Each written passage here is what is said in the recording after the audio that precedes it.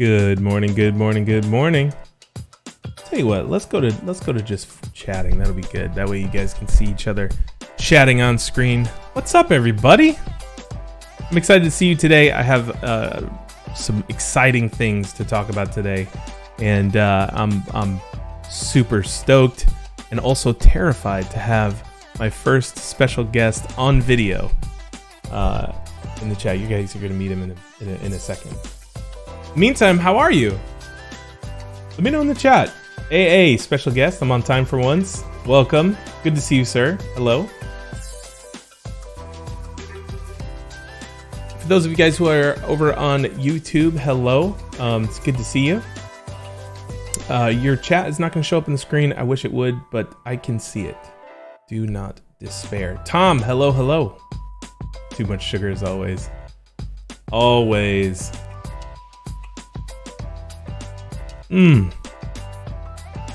So, some interesting personal news. This is not for the faint of heart, okay?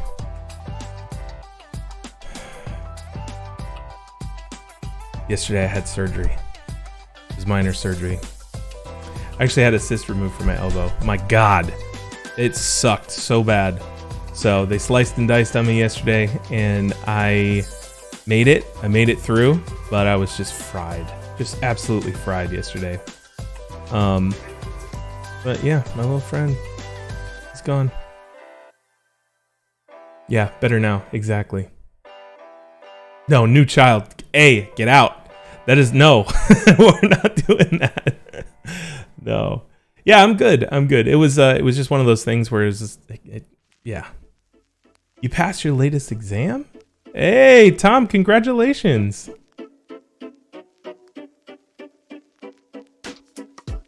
Oh man, all right, I think we should get started. As many of you know, I created a product last year called the Style Guide Kit. And what the Style Guide Kit does is it helps you create brand books, style guides, branding guidelines for your clients. And it gives you a PDF template that you can actually, use in InDesign and Adobe XD and all this kind of stuff. And it's been one of our best sellers since. So you guys have definitely responded. It's one of those products that it just continues to sell, and we're getting rave reviews from it. And the cool thing about the product is that, I tried to make it from the point of view where I was in 2011, where it's like, all I need is the template. Like, just show me what to do. Give me a solid template to kind of duplicate, almost replicate. And so when I created this thing, I actually wrote all of the copy that you'd need for style guides that you can copy and paste and use with your clients. So there's a bunch of examples in there and all that kind of stuff. But the one thing that the product was missing was some kind of digital version, right?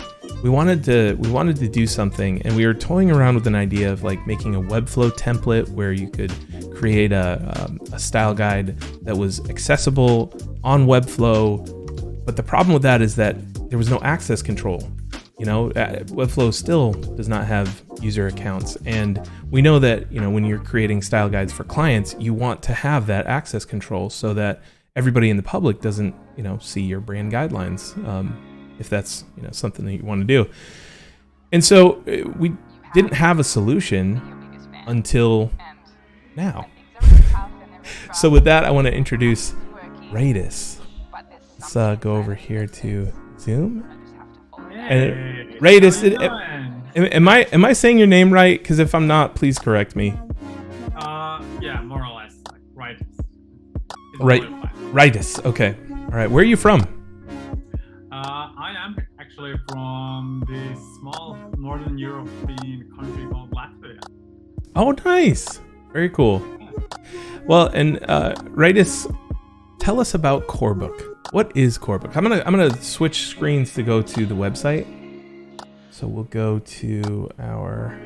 Sorry guys, I'm still navigating the new Zoom scenes. Here we go. Corebook. So tell us about it.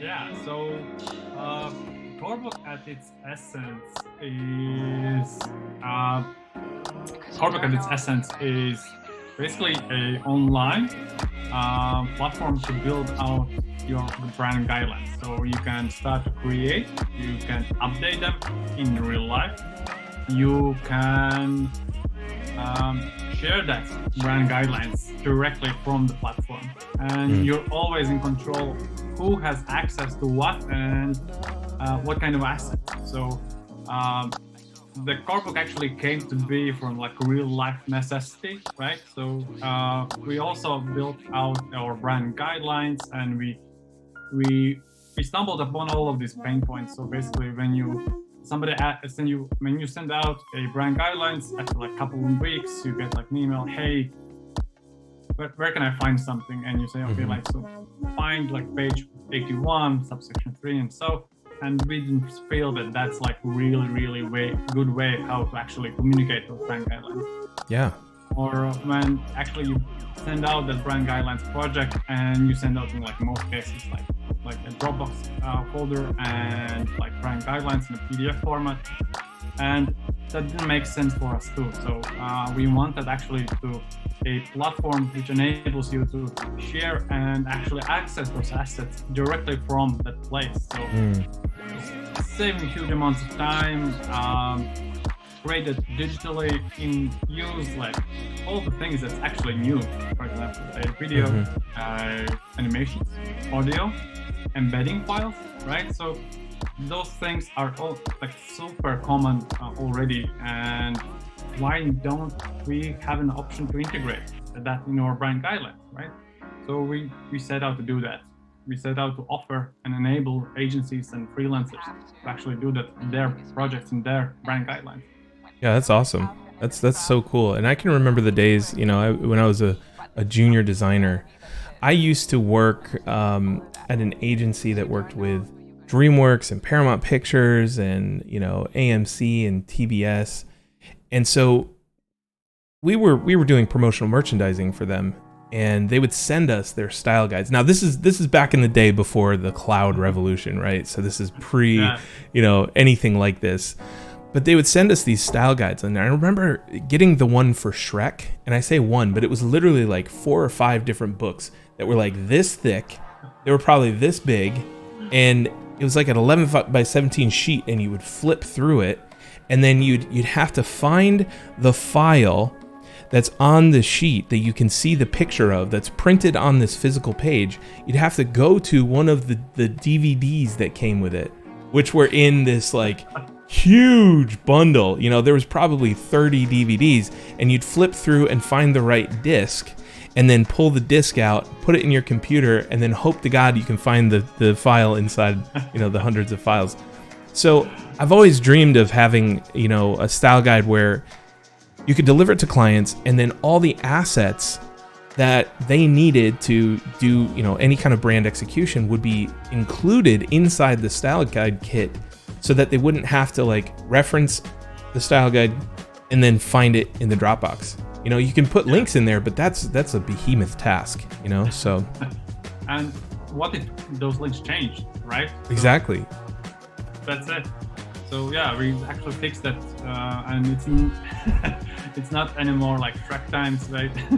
Yeah. We can actually like create, update or guidelines like in real time, and at the same time actually assign those assets within the page or section that is relevant.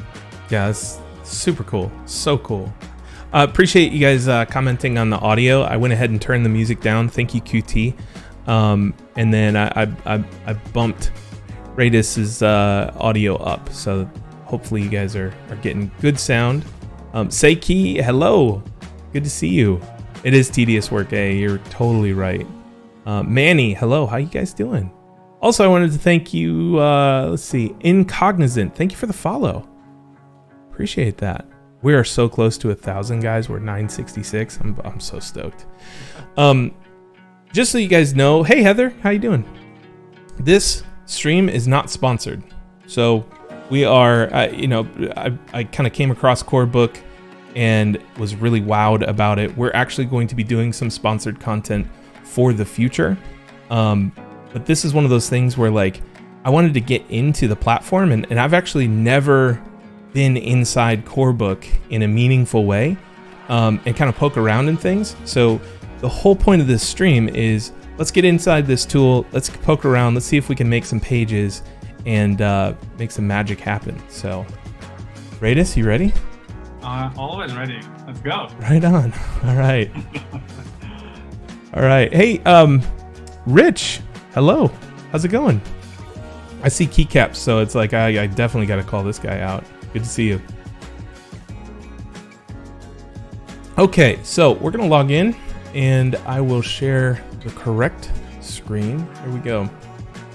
Okay, so I want to give everybody some context here before we dig in. And I'm going to give you a preview of what one template file inside the style guide kit looks like, because I think that the goal here is to take the template that we used inside the style guide kit and then move it into Corebook and distribute this with the style guide kit in some way. So we're still going to be working on it, but you know, this is kind of the beginning of this project where we take the template and we make it digital and you know, all cool and you know, like dynamic and stuff like that. So just to give you guys some context, the template file is pretty massive. I think we're at like something like 100 pages or something like that. But this is what it comes with. And so what we're going to do is we're going to pick a section here that this is the Pebble brand coffee that it's a brand that I created for this product to illustrate how to display brand guidelines. But I think that what we're going to do is we're going to pull assets from the template into Corebook today and see if we can create a page or two or maybe even a section. So this is what is included in the project, and this is what we're going to transfer. So let me know if you guys have any questions about the style guide kit, and then please put your questions in the chat for Raitis, who can answer anything about Corebook or just style guides in general. So we'll pause for questions in about 10-15 minutes. Yeah, ask all the questions. All of them. All of them, yeah. Yeah, we're still going. We're about halfway through. We're gonna minimize this and get to work. All right, so I just logged into the back end, and you guys can see it's totally empty, right? We've got a CTA here, create your first brand guidelines. So Raitis, why don't you just like walk me through step by step, give me a tour of the platform, and I'll pause for questions if I notice anything. Yeah, so at this moment we are actually in like dashboard. So, and basically this is the place where you start to work on your branding projects. And this is basically the place where you could start to create prototypes for your branding projects. You can continue to work on them and like amass an actual brand book. And what you can actually see here is that, okay, so new project, like we both see it, like clear call to action, right? But here are a few things also that's very, very, very cool. First is at the top right, we have studio settings.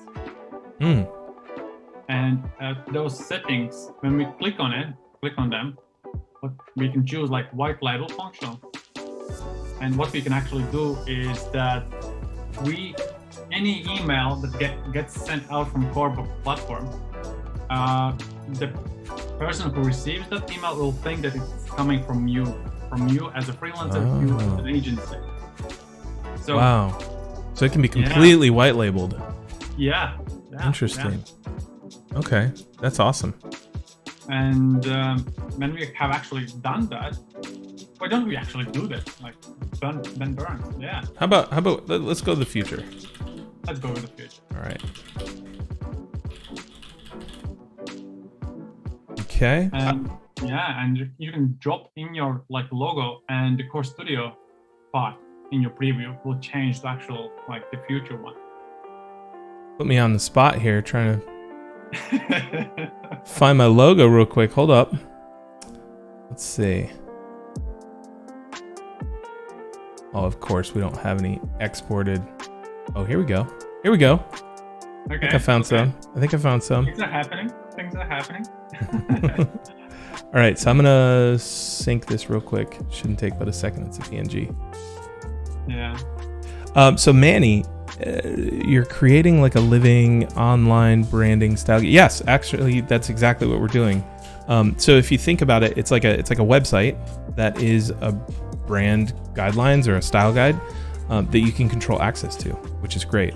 And Raitis, you can have multiple of these, right? Like you can have many clients within your account, correct?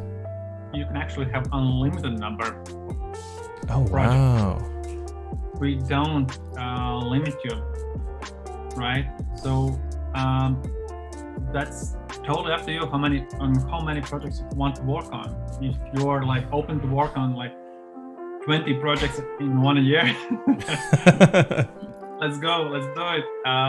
We're gonna offer you all the tools necessary to do that.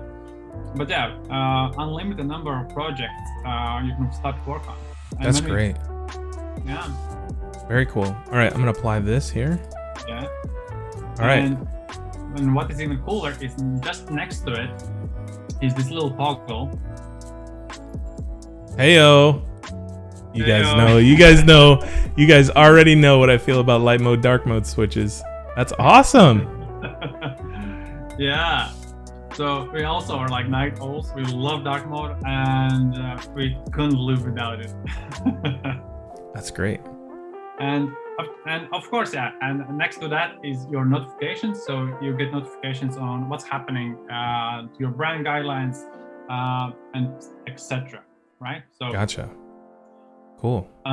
We yeah. have one question in the chat. This comes from Manny. It says, so it can include interactive or animation items as well? Yeah, definitely. That's cool.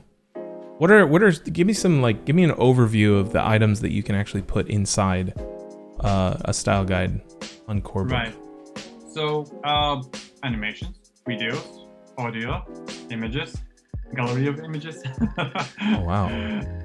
And also like you can embed so many things. You can start to embed starting from like Spotify playlist to SoundCloud playlist, Instagram feed, etc. So a lot of interactive elements. A lot of. What about code? Like, could you actually pull some CSS and put it in there? You could put it into like different module, right? So everything is like module based. Mm-hmm. So you could have like preview of code. Yeah. That's incredible. Awesome. It's not gonna like a render or something. But yeah. Yeah. No, that's incredible. And I don't know if you guys have done this with your clients, but like sometimes we would do things like customize WordPress themes or plugins and stuff like that. And what I would do is save out all of the structure files, like the HTML, the CSS, all that kind of stuff. I would save it as individual files and then send them a Dropbox link with all these files inside. And that one would always throw people for a loop, right? Because the clients were not developers, they were not coders or anything like that. And so they would start poking around in this file structure and they would be totally lost. And you could put a README file in there, right? You can say, hey, read me first. But nobody ever opens those. Let's be honest. Nobody but developers. So it's like they would just like, what is this? This is my website? What?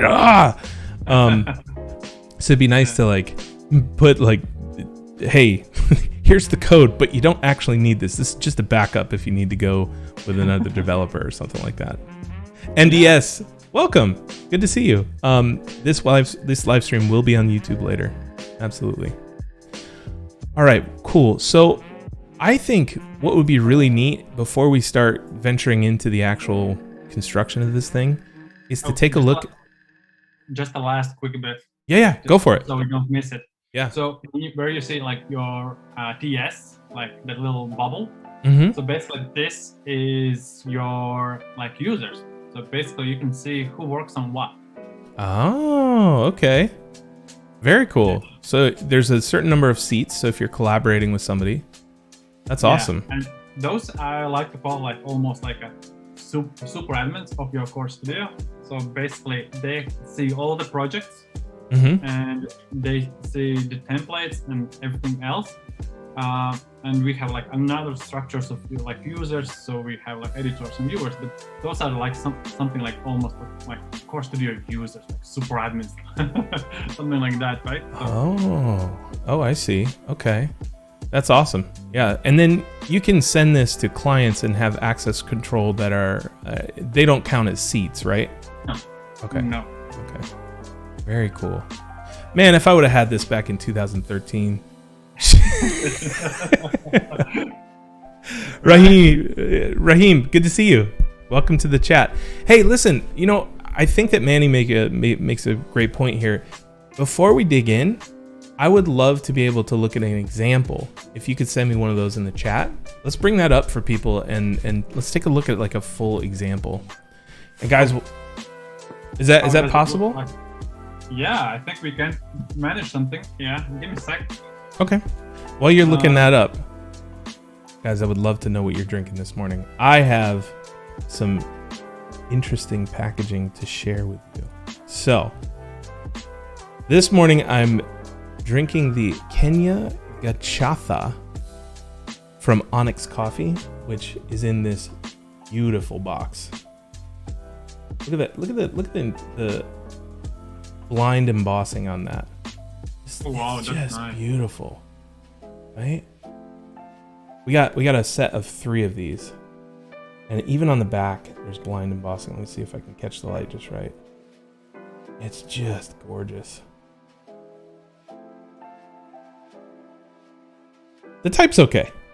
I will say that the type is could be better, but yeah, so good.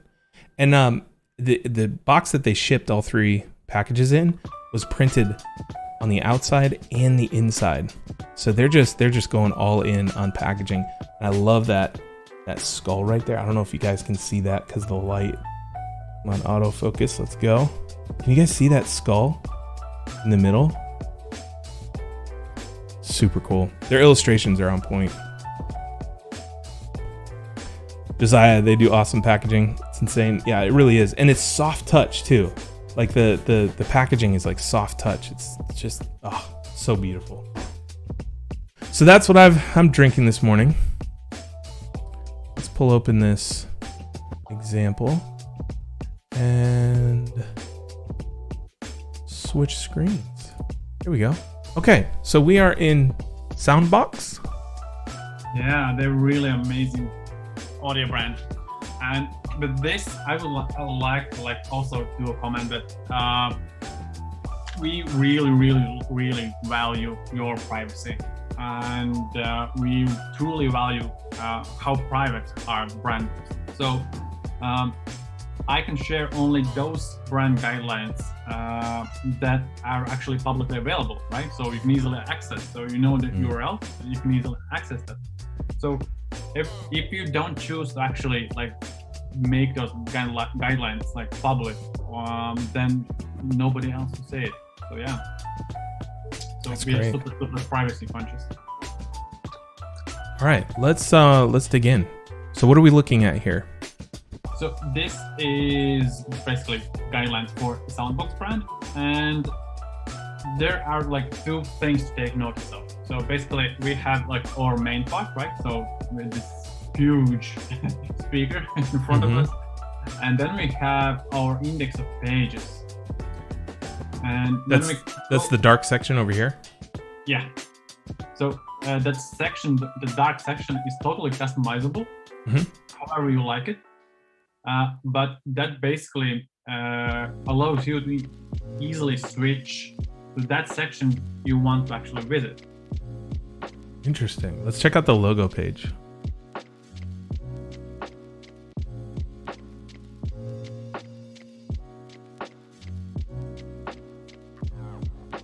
Yeah. Very cool. And so this would be a graphic, right? Yeah, that's a graphic. Okay.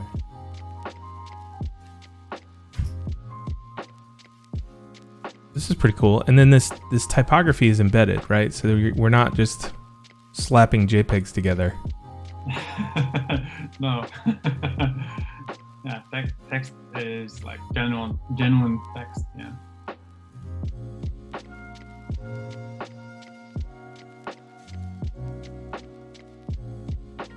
Okay, some cool rules here. Yeah, and those are actually like system modules. So basically, you upload 2 images or one, and you just say that at the corner, it's like, okay, so this is a good one, and this is the bad one. Interesting. The logo on tag has no clear space. Okay, cool.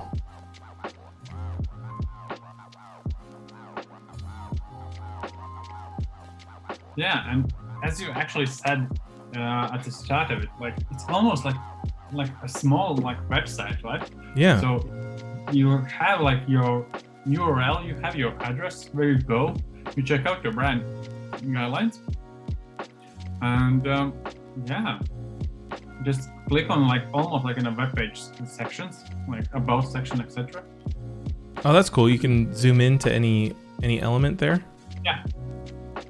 Interesting. Do they have a downloadable element that we can check out? I think at the top of it there was. Okay, so here's a download logo assets. This CTA right here. Yeah, it could be. Yeah. Let's try it. Okay, cool. So it links right to Dropbox. Yeah. Or is this Dropbox? I think it is Dropbox. Interesting. Okay. So, but as we're going to see actually when we start to build out our own, is that we can like create this downloads module. We can like this dedicated space where you directly download the assets. So, and it really comes down to like what the brand needs are. Yeah. So, for example, if you are okay with like, okay, so all of our assets are living in somewhere else and we just want to link them for a quick download, you can do that. Or if you just upload those assets to Corebook, you can directly download those from Corebook. So it really comes down to what are your actual needs and what's your process on those files. Gotcha. Okay. I love this. So it's like we're not going to distribute the typeface on it. That's funny. Yeah, nice. They're really great brand. Yeah. So these are images, all right? Yeah. Okay, great. So it's kind of the same thing. Like you can actually create type examples in Illustrator and stuff like that directly. But I imagine, can you customize this type? Can you actually style this if you wanted to throw some, custom CSS behind your type? I don't think about custom CSS, but you can upload your own custom fonts, multiple of them, and you can play around with those. Yeah. Okay. Yeah, so creating these assets is the same thing as creating something for, a PDF that you're creating for your average style guide. Yeah. Interesting. So that's something we're gonna strive to build. Something is very similar to this one, right? Yeah. So. Interesting. Huh. Let's check out the videography. Since you can embed this stuff, do they have embeds? Oh, I love the full width photography band there. That's cool. And they actually just use like our native 4-column layout and just upload a nice size of images. That's cool. So why would someone pick this over something like, say, Webflow, other than access control? Because we talked about that, but are there any other advantages? It's very easy to use and very easy to understand, right? So Webflow, let's be honest, like for use of Webflow, you need some kind of like knowledge about how the system works. You need to understand how there's a little bit of web development works, right? And with Corebook, you can actually like just shoot an invite to your client, like say, hey, check this out. They go into the link and they can check it out. Or if they want to edit themselves something, for example, then you shoot them an editor access. So right, so they have like editorial rights. and see. they can, and with simple click and basically with simple click and type, change information. Interesting. So, do you ever have issues where some clients are getting in there and just full-on destruction? Because let's be honest, right? Sometimes clients do this. They go in there and they've got a grenade in each hand, and they're like, "Oops!" And then, is there any protection against that? Can you approve or deny edits? At this moment, there is no like approve or deny edits. Yeah. But I don't know about the like bombshell of like edits from a client, right? So that's the question for our agencies who are our lovely clients. But you can assign them as simple viewer, right? So right.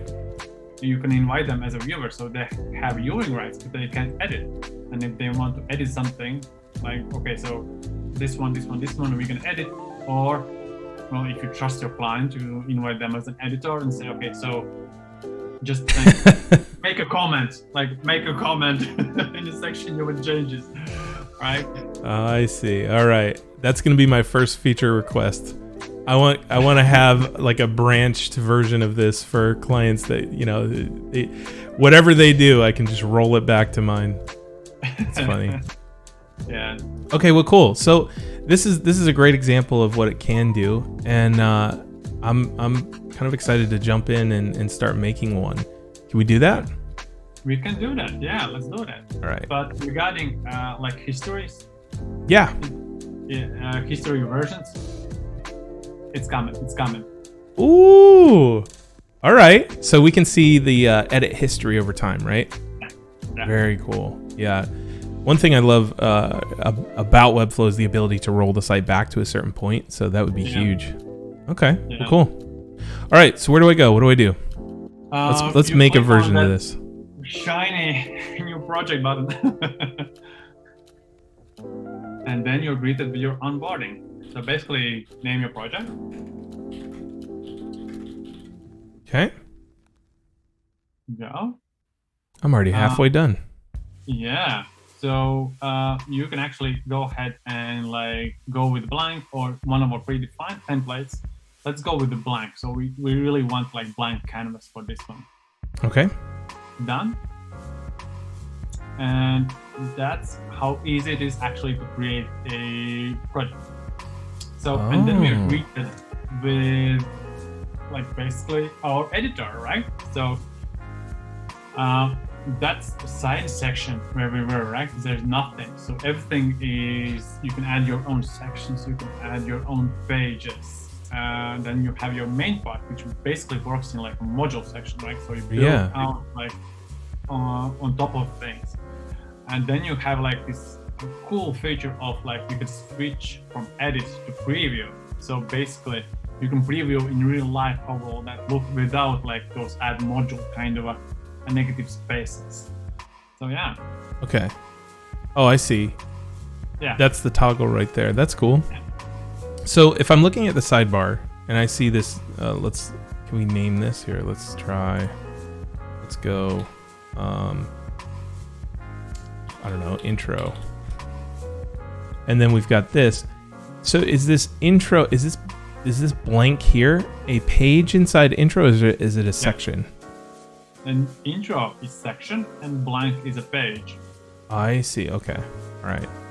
So let's go. Every page goes like behind section. Yeah. All right. So let's pull up the style guide kit right here, and can minimize that. So let's see. This is the course intro, and here's the welcome message here. So let's try to recreate this page. Okay. Can you walk me through that? So this is going to be like a piece. What do you call the page sections? Like the sections inside the page? What do you mean, like? If sections involve multiple pages, like if you can put multiple pages inside sections, What are the sections on page? Like, give me the term that you use so we're speaking the right language. Yeah. So that would be like, then yeah, that will be sections. Yeah. I see. Okay. Yeah. So if we would like to actually like duplicate this like welcome page. Yeah. So what we can do actually is start off with adding, clicking on add module part. Okay. Then we agree to basically with all the modules we offer. And it's starting from like empty grids, text and images, headings, basically each functionality we offer. And to recreate the welcome page, we could go ahead with like I would actually do something else. Like I wouldn't put that in like 2 columns, right? So I would like go ahead with like something like heading where I would put like welcome. All right. And I can actually change the edit text. I can change it. So from H1 to H2, and when I click on AAs, you're greeted with like formatting options. So we can actually do that. But if we know for a fact that if you want to actually upload your own font, we can go into the settings. Yeah, let's do that. It's on the top, that part. This guy? All right. Yeah, we go into the fonts. And we can actually upload and predefine our like H1, H2, body, menu, etc. Okay, let's try this here. Enter.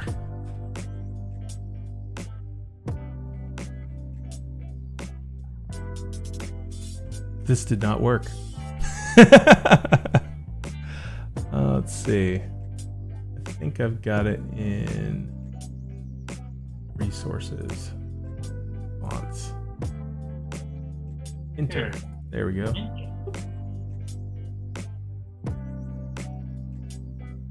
So should we pull the web font? Probably, yeah. Yeah, probably. Let's go enter regular. Okay. Upload it, and then we can actually predefine our one, right? Oh. So how many fonts can you upload? A lot. You're talking to designers, man. That's a dangerous claim. Pretty soon somebody's gonna be like, I tried to upload my 6,000th font file. I just maybe don't do that. But yeah, that's funny. For like the most classic sense of brand guidelines, it's more than enough. Gotcha. Okay. I'm just gonna keep uploading fonts while we chat, so that way we have a good list. Whoops. And in that way, we can actually, after that, we can define like weight, spacing, height, and size of it. So we can predefine, for example, how big of a heading we actually want in like the most common senses. Great. All right, let's go and edit our H1 just to get a good look here. So we'll go bold. And this is pixel sizing, right? Yeah. Okay, so let's go 200 because we're crazy. Whoops.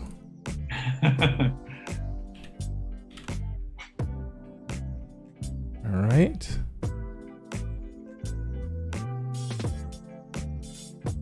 Okay, so we've got columns here, which is probably why it's wrapping weird, right? We actually have like one full, but what you can do actually is click on the heading part, like text itself, and drag the box. Oh, look at that! Oh, yeah. we've got a grid system in here, people. Yeah, can you edit that? Oh, that's cool. Yeah. Okay, so now we've got some body text that we need to add.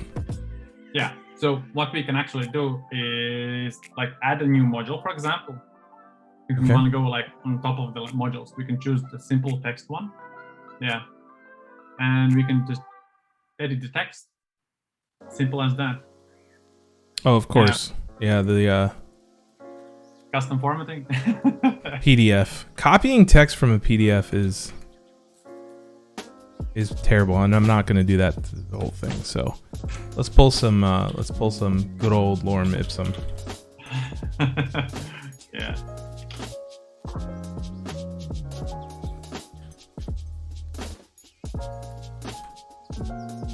Okay. And we can also like we have this we can resize our box. Interesting. Okay. So multi-column text is actually possible here if we wanted to add another piece of text over there. That is like one way how we could go. Like we can like switch up things a little bit to make it like a little bit more like readable and etc. But if we would like to like actually recreate that page in like one-to-one, right? We could actually go ahead and, for example, just add a new module. Okay.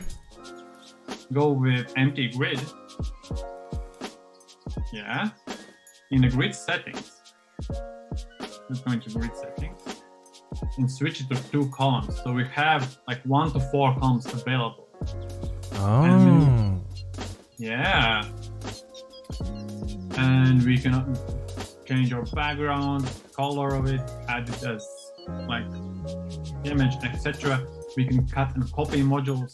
But and that way we could actually do that. And when we have actually done that and we want to start to work on like replicating that one, when we click on add module part. Okay.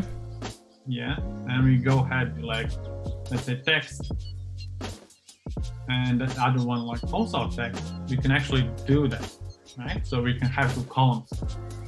Interesting. All right. So welcome here, and then maybe we'll make this our H1.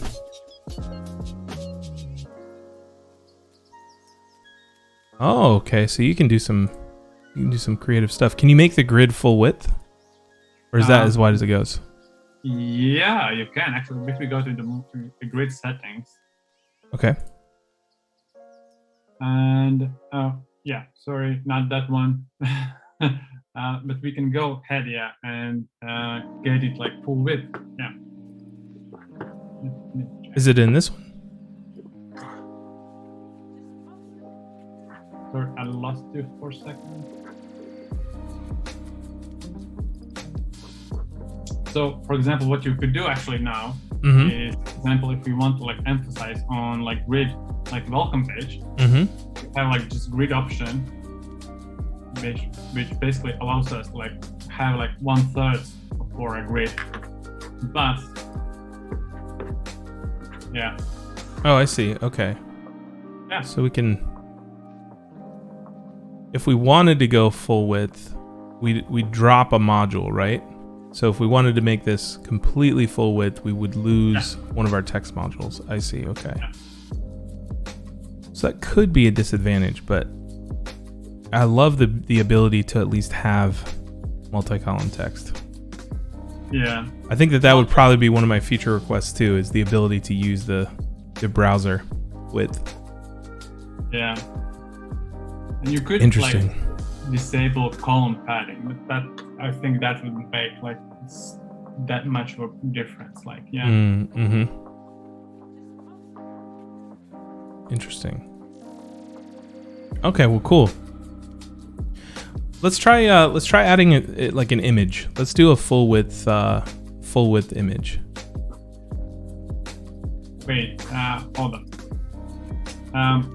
Let's go ahead back into like our module settings. Okay. How do we do that?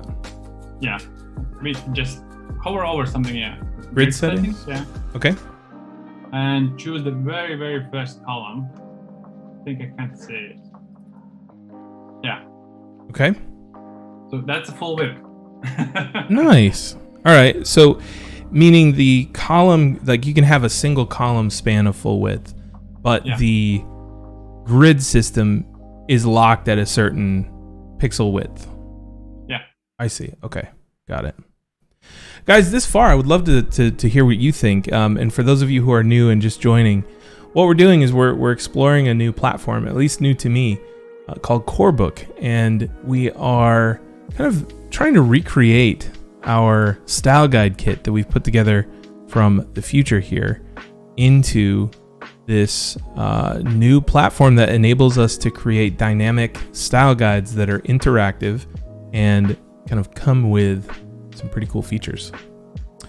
So let's go ahead and tackle assets and images. So I'd like to build one module that's like full width and has like a background image that spans the entire thing.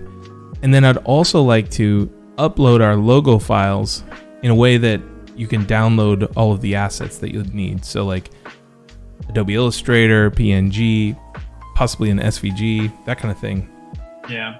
So can you walk me through that? So we do already have like our first full width like column, right? Okay. So right we here? can do that. And what we want to actually do is like upload our background, right? So we Yeah. go back into the grid settings. Okay. And we just upload a background. When we click on it, we can actually choose an image we want to actually upload. Oh, okay. All right. Let me find this image in my folder here.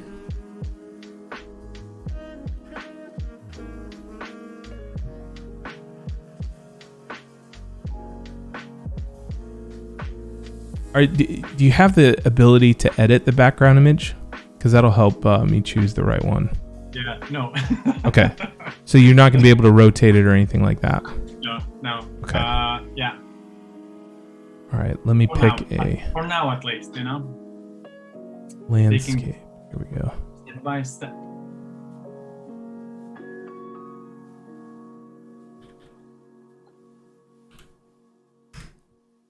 All right. So here's all the images that I've pulled for the style guide kit. Let's go ahead and use this one because I freaking love this one. All the images, by the way, I've pulled from Unsplash for this kit.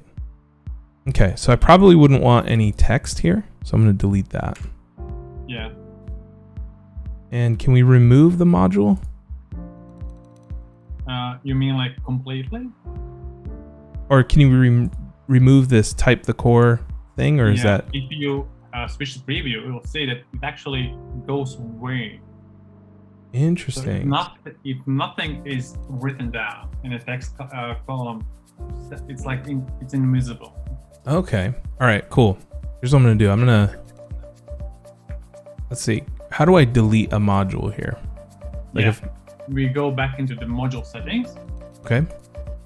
And we click the trash can. Oh, beautiful. All right, cool. Let's switch this out and put a header here. So we'll use this image for our header. Let's do that. That's better, yeah. Because then we have a little bit more functionality if we go into the module. Yeah, and we can change it to full zone, for example, to be a lot bigger. Ooh, all right. And if we want to, we can actually toggle show text. Okay. To enable like text overlay. Nice. All right, cool. So I will get rid of this module.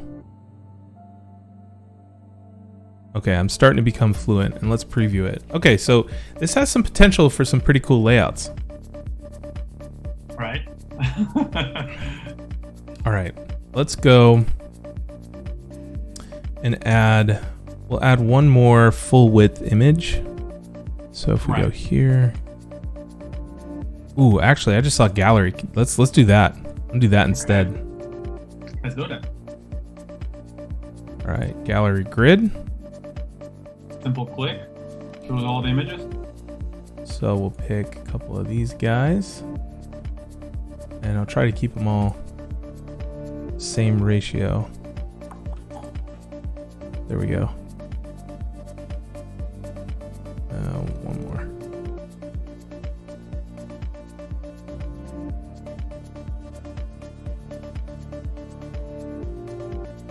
Yeah, and we can go into the like module settings now. And when we switch columns, like for example to like 1 and 2, yeah, I think, yeah. Oh, very nice. Okay. Yeah. And if we go full width. Yeah. Pretty. Manny's got another good question. What would be the advantage of using this over something like Notion, where you do have the access control? What would you say to that? Regarding Notion? Mm-hmm. Well, it really comes down, basically, does Notion have public URL? Yeah. They do, right? Mm-hmm. Yeah. So we here have like super simple way how to actually change. Yeah, you can actually change and drag images. Notion is a tricky one because Notion is like one hub of everything, right? So you can start like creating like your Excel sheet with your like bookkeeping and with like creating a brand guidelines, right? So very flexible platform. With Corebook, we actually offer only those functionalities and features and modules that actually are needed for brand guidelines. And not only that, we also offer this control over like users, and we can actually assign like which pages has access to what. Yeah. And of course, like we are always on top of our game for client support. So if anyone has like some issues with the platform or something that they want to actually do something in some kind of like different way, we're always there. And what we also offer is that most of the times clients do need like advanced security for their brand guidelines because they're integrated with their internal systems. And we do offer like this hands-on approach for that. Yeah. Gotcha. Yeah. From, obviously, guys, this is my first time in here, and I see similarities between this and Notion. I think that the biggest thing is having control over visuals, right? Because you can change type between serif and sans serif on Notion, but you can't import like a new font, and you can't style the type the way that you want it. So like these huge headers, which you guys know me, I'm obsessed with these kind of things. You can't set that. And so when you're building a style guide, one of the things that I teach in the actual style guide course is you need to design the style guide for your client's brand and not your own. And so every style guide should look different between projects. And choosing the typeface is probably one of the biggest things that you can do to brand this thing, because there's a lot of type in it. So if I were to answer the question just from my, we've been live for what, maybe an hour now? Yeah. In my first hour, I think that's the biggest advantage between this and Notion. Okay, so let's go with logo. And I want to start adding assets here. So we'll walk through that in a second. Did that make sense, Manny? Oh, he said, that makes sense. Thanks for the insight. Okay, great. Yeah. So Rich asks, is there a public roadmap for the future of Corebook? You guys have a public roadmap? Unfortunately, no. Roadmap is not public. Yeah. Gotcha. All right, let's see. So I really see that you're getting like, you're quick to learn. It's I'm gonna blame my years of tinkering around with design tools and software. So let's go. This is actually what we have seen like for I would say like majority, like 95% of our clients. Yeah. When they get into the platform, they actually within a very short span of time quickly understands what's happening, what does modules do, how does columns work, how can you set like global things. So basically it's very easy to understand and get into it. That's why it's I would say even another maybe reason about like why Corebook not Notion, that it's super simple to get into. Super simple. That's cool. Really neat. Okay, I'm Mr. Choga. I'm not going to attempt your first name, but welcome. He says, I'm a bit late, but I'm a huge fan from an African country called Zimbabwe. Hello. Okay, so let's go ahead and start adding our logo files, right? So we can do some text, we can add some like descriptions and things like that. But I think that what I'm really angling towards is the ability to include your file downloads for your clients. So walk me through the process of adding something where there's an AI file, PNG, all the different file types that you'd need for one logo. Yeah, so what we can do actually is like two ways how we can do that. Okay. First one is adding a new module and simply creating a image module, right? So we go into the images, like choose an image, maybe not the big one, right? So maybe we could go ahead with like 2 columns just so it makes sense. The image grid? Let's go into like basic. Into the basic one. All right. We can upload like our own logo, like simple JPEG or PNG, like doesn't matter. Okay, let's use the Future logo real quick. Yeah.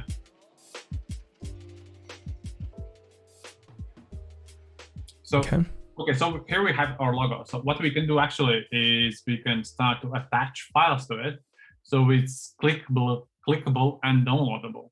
So you can see that when we hover over, like we have like this attachment icon, right? This guy? Link icon, yeah. Then we have, and then we can actually upload all the versions of our logo, like PNG, JPEG, Illustrator, Photoshop. Doesn't really matter.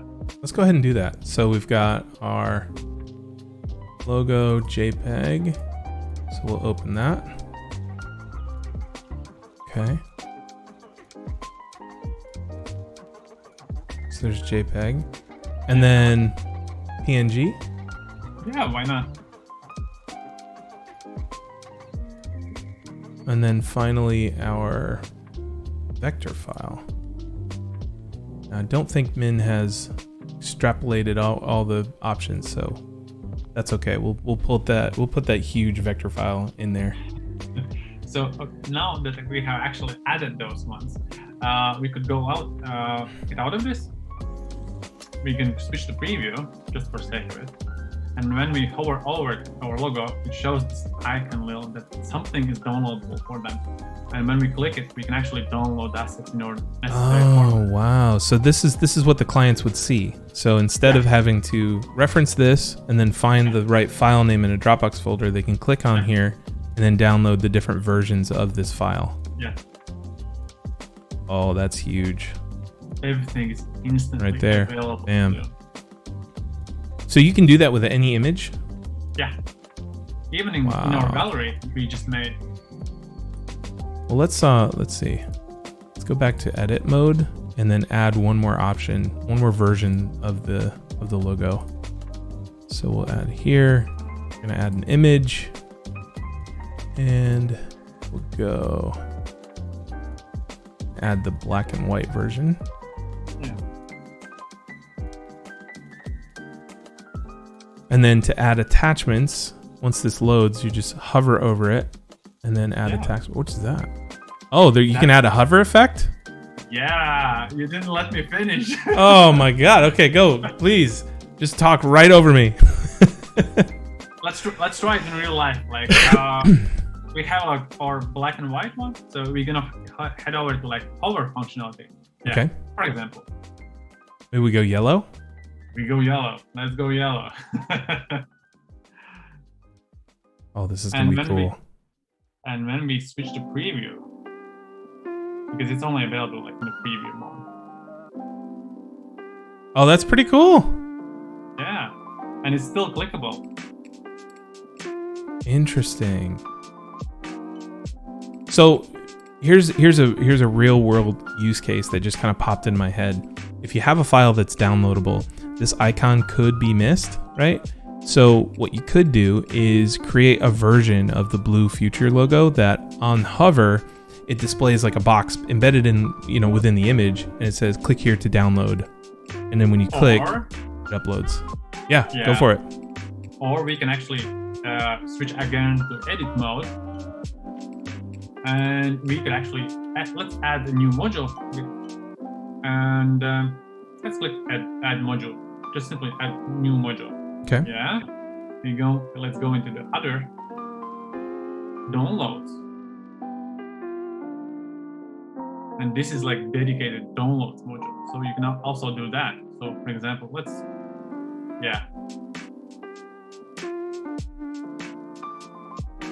and now you will see, and the difference is that when you click on like image and you want to download something, you're like greeted with only like the format, so PNG, JPEG, etc.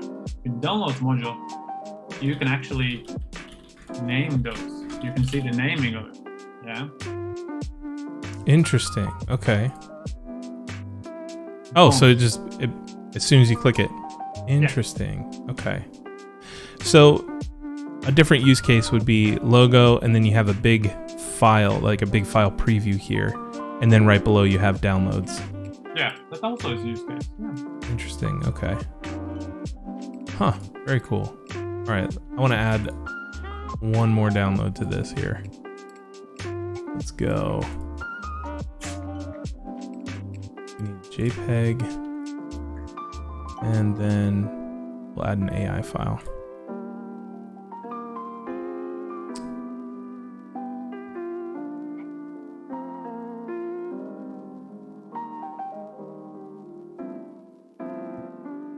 Very cool.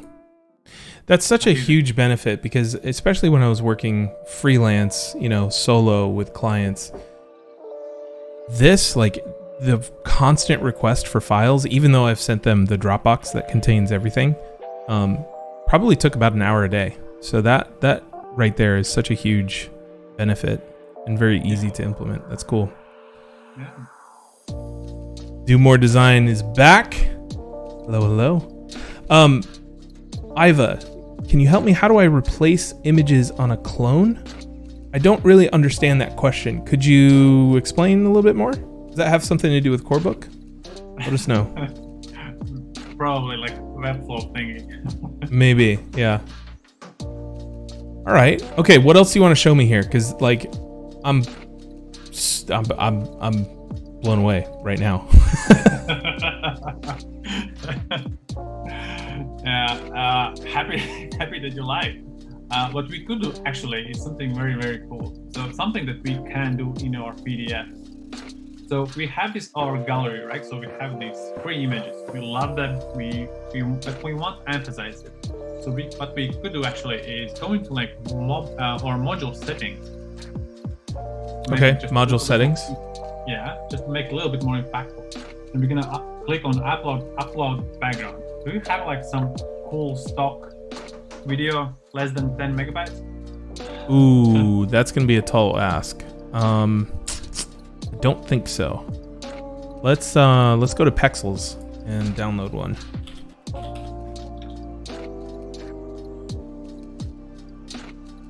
Pexels are such a great site.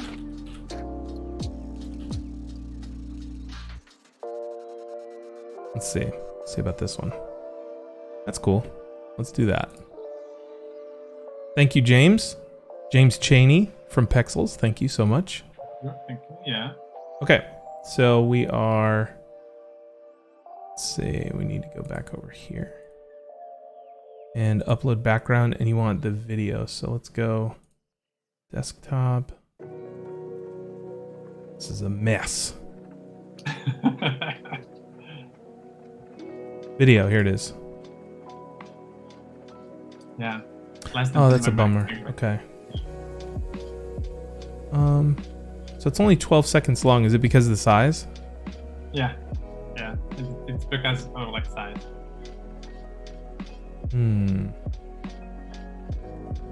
Let's just go HD. Let's go. And try this one. Because they really, really want to show you like that's such a killer feature. This is probably going to be bigger than 10 megabytes. Let's try it. And just in case.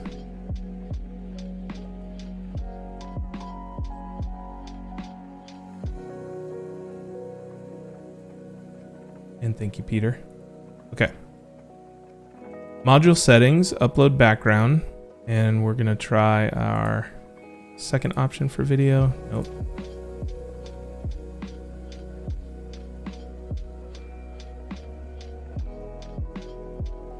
Oh, here we go. That one worked. Yeah, finally. Yeah. All right.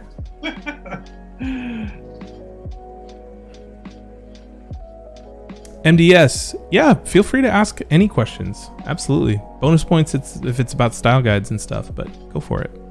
And Tarun, I'm trying to figure out what's going on. Okay, so we're exploring a new platform, one that's new to me, and you know, we're trying to figure out how we can create dynamic style guides that are interactive, that you can send to your clients, that they can access files with and stuff like that. The platform's name is Corebook, and my special guest here is Raitis, and he's part of the marketing team over there. So we just added a background video to a gallery. That's pretty rad. Right? It helps so much to like really push the vibe, right? That's really cool. All right, so let's go module settings and see if we can change. There we go. So if we wanted to, we could keep it not full width and actually have just a whole bunch of cool stuff there. That's great. Okay. All right. Yeah. What about Corebook integrations? What integrations do you guys offer? Let's go to just chatting for a while. Let's go. So integrations, tell me about it. Integrations, really depends. I think the better question is what kind of integrations you want. Because we listen very closely to our clients and what are their needs and what kind of tools they are using.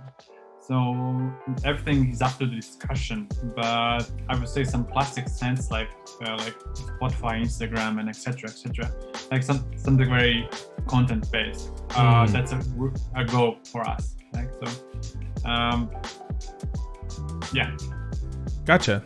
So, what do you guys have something that integrates with a design tool or maybe even a file storage system like Dropbox? Because I know that, you know, a lot of designers' workflows, they'll create the files and then they'll export the finals into a folder. And I could see having, you know, I would love to have the feature where if you upload something or replace an image in a folder, it actually replaces it on the front end of the Corebook. Do you guys have any integrations like that? We have integrations with Google Drive and Dropbox, but that is more on the storage side, right? I see. Okay. So, yeah. Well, but we do offer like 100 gigabytes with each like account. So yeah, that's plenty enough for most of the brand guidelines. And gotcha. but I see in chat that integration with, for example, Adobe CC, Sketch, Figma. Yeah, unfortunately, we don't have integrations with those tools. But we have on a roadmap something coming up maybe with Adobe. That's cool. Yeah, I think that, like, again, we're building a list of feature requests here, but that would definitely be something where it'd be great to be able to publish an image directly from within a design software, like, you know, Adobe XD or Figma or even Illustrator or Photoshop or something like that, and being able to publish that to a Creative Cloud library that would automatically update the style guide. That would be huge, because it already saves time where you're transferring your files into something that your clients are going to be able to use and interact with. But taking it the step further and being able just to publish it into a directory that automatically updates things for your clients, that would be massive. Yeah. Yeah, we really see value in those integrations, and we are really carefully and seriously thinking about those. So I don't want to promise anything. all I can say is that we have been thinking about it. Yeah, we have been thinking about it. Yeah. Very cool. Okay. So, Krista Leonard over on YouTube says, wow, this looks really neat. Love that you can directly download images. That's awesome. Welcome, Krista. Let's see. Manny, another vote for integrations like using component libraries. Great. I totally agree. What other questions do you guys have about Stylescapes? So you've got two people who have worked with Stylescapes for many years now. And I think this would be a really good opportunity to pick, especially Raitis' brain, about the kind of, high level style guides that you've seen in your course of work.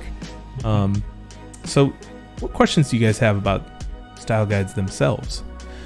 So Jordan asks, who are Corebook competitors and how do they set themselves apart? Yeah. Lovely question. We have just a few of them. We have, I think, Front by Binder, Brandpad, I think all three. And where we set ourselves apart is basically we are like almost like agency and freelancer first kind of approach. So if all of those tools are more in like, okay, so we have a brand, we have like such a they have like a DAM, so asset management kind of systems. We tend to focus so much more on creative and enabling actually freelancers and agencies to work better, faster, and enable their workflow to be just better in the sense that they don't have to like go through very different and a lot of systems to get it done. And I think the last one even is that, as already mentioned, like we have like amazing support. Like if you write to us, like you can expect and reply like within a few hours. So yeah, we have exceptional, and we're always like almost like silent partner for our clients. We really want them to succeed. We're always supporting them. We want to be, if we can, we help in any way possible. Right. Okay, that makes total sense. Manny's got another good question. Does Corebook offer templates? And they refine it by saying like templates as in requirements for different domains. So for example, a software company will require different sections in their style guides versus like a consumer product. So do you guys have like domain or industry based templates that we can take a look at? No. I saw that there was templates. Do you want to take a look at some of those? Those templates are actually, those are like all predefined. So I wouldn't call them like standard, like some kind of standard. Those are all defined. Gotcha. But our approach to templates is a little bit different in that way that we actually basically throw you in the sandbox and allow your creativity to actually take over it. So you have capabilities of like, for example, if we like this page, we just create, we could actually save it as a template and we could use it afterwards in a different project. I see. So once you've created a style guide for one of your clients, the second type, the second client that falls in the same category, you can actually use that first version as a template for them and then tweak things as you go. Yeah. Interesting. You say like you fall in love like in the layout you make and client loves it and you know that a lot more clients will love it. You just save that page as a template and use like afterwards. That's easy. Okay. That's really interesting. Guys, what we're trying to do with this project and this relationship is we're trying to take the style guide template that I've created, which is really focused on branding versus a digital style guide, and use it so that like we're going to distribute it with the kit and as a part of the promotion. So you'll be able to take the template directly from the edited version of what I'm creating here and then pull that right into whatever project that you have. So Manny says, okay, that's almost what I mean. Yeah. So I think that, like, you know, Raitis, one of the best things that you could do is to get into that content space where you're creating those templates and using some of the big names that already use Corebook as examples to inspire your template files from. Yeah. Do you have anybody that's using this as a digital style guide? Meaning like for product design or UI design, where they're breaking down components and they're showing, you know, different button styling and all that kind of stuff? At this moment, I think there's not. No, I haven't heard anybody using like that. That would be interesting to see, because I could imagine if you can embed things, which if we go back to our desktop version here and we added a module, you can actually embed media here, right? So there's code. I would love to be able to, oh, there it is right there, a snippet. Yeah. So it'd be great. I think that this would be a great asset to be able to say, hey, here's some HTML, you know, let's go, I don't know, we'll do style or whatever.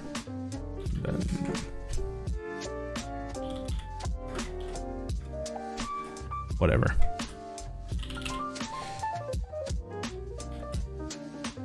There we go. So then when you're in preview mode, they can actually copy and paste this. So I see some possibilities of execution with a digital, you know, an actual style guide for a product or a website or a UI. Yeah. That would be really, really neat to see one of those implemented. Yeah. I think it's easily doable. I just don't think that, at least for now, you can be first one. We might actually. Something like that. That'd be cool. All right, so MDS says, my question would be, how do you go from brand attributes to web design? I find it really difficult to create background designs for the page related to keywords based on brand attributes. Should I solely base the design on elements of chosen stylescape and build based on that? Or, oh, so he says I get lost and I don't feel like I create good enough. Well, I think that you're not alone there. It's very, very difficult to translate something from brand attributes directly to web design, which is why we use the stylescape. Within the stylescape, you should be able to zoom in and actually see elements that you're going to be pulling for the web design itself. If you go back through the channel, if you go back through my channel, you can find the stream recordings that I did creative research for, and this is the way that I approach translating research into design. I do what I call micro research. I'll take a look at the stylescape and I'll pull things in specific categories that are components that make up the whole design. So for example, a website, you're going to need navigation, you're going to need typography, you're going to need imagery, you're going to need what else? Form field styling, you're going to need button styling. And so what you can do is you can base your research on the style guide or on the stylescape and look for those elements, those ingredients that make up the main dish. And on your artboard, when you're designing, you can say, all right, let's go and design 3 different versions of a form field. And then you pick the one that really fits the brief and the stylescape. And then what's cool is that because you've already approached that process from that segmented or that micro research component, when you go to create style guides, you know, whether you're doing this on PDF or with something like Corebook, you actually have to call those components out. You have to call those ingredients out in the style guide so that whoever's working on the project after you knows that, you know, this is how you create a button for us, and you're breaking those things down. So that's the way I approach creation, but also, you know, sending the project along to the client. Did that help, MDS? Let me know. I would definitely search that. Thank you so much. It's an awesome way to tackle it by splitting the design into parts and using the research to explore these design elements. Yeah, absolutely. And what's cool is that, like, when you create a stylescape or a mood board, you can actually zoom into those images and see like say you pull an inspirational website, you can actually zoom in and see the form fields, the way that they've put those together. You're like, all right, let's try pulling that from that site. And then maybe you notice something from a different site on the web and you pull that, and it still fits the style guide or the stylescape. And so you're pulling together all those components, all the ingredients that make the main dish, which is the website. I hope that helps. Good question. Well, cool. All right. So are we missing any features that we haven't talked about yet? Yeah, we could actually start to customize our sidebar, because at this moment it's like this white space in our brand guideline, right? Okay. How do we do that? What we could do actually is go back into like edit mode. Okay. And then when we go over to our sidebar, yeah, we have a sidebar set. And when we click on that, we can actually change our logo to appropriate for our brand. Okay. Let's we'll go with the Futures logo again. Yeah.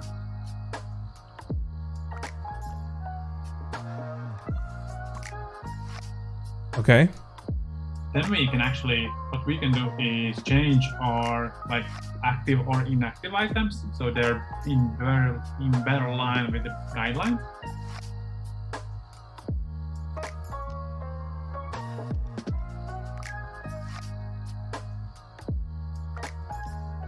Yeah. Okay, so there's active items, and then we can make one inactive, maybe like a gray. Yeah. Oops.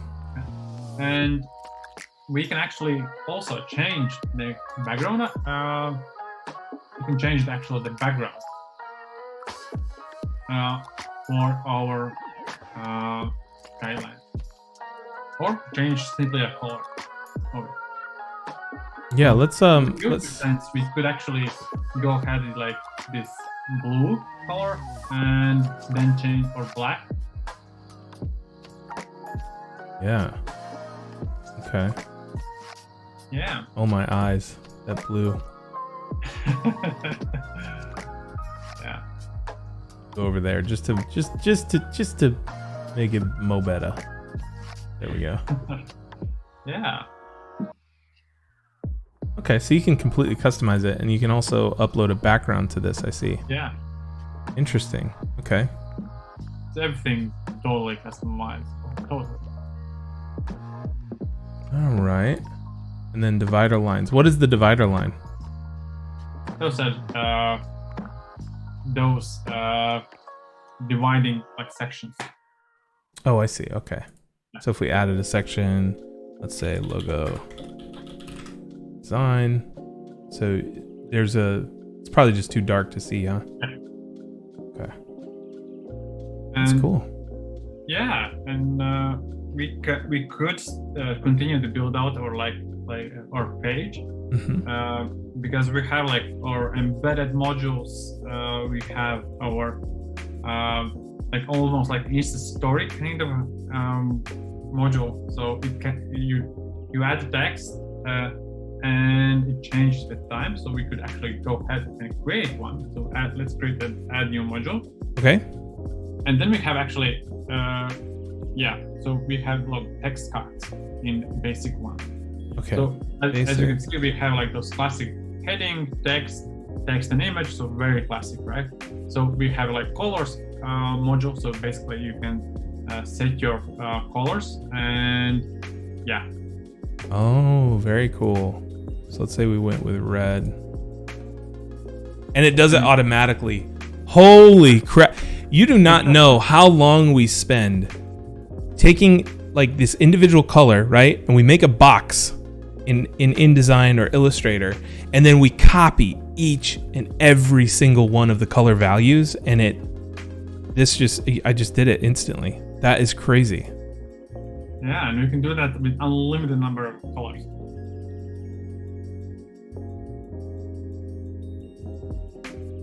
Whoa, that was weird. Did you see that? It changed the prior one. Wow. That is awesome. I cannot tell you how many times I've gotten color like the hex code's wrong, or flipped CMYK and RGB, or gotten one thing wrong, or like forgot to track it down inside the actual document where, you know, I adjusted the color, like I adjusted the hue a little bit, and then forgot to update the actual text below this thing. That is so huge that this does it automatically. Wow. Yeah. And we can even like name those color blocks, like say like this is primary, secondary, like accent color, and etc. So people actually know what the color actually defines.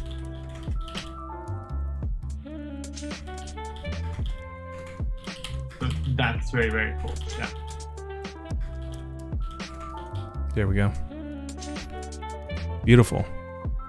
Yeah. This MDS says this tool is like, would you like to save your time? That's funny. Yeah, all right, that's what we strive for.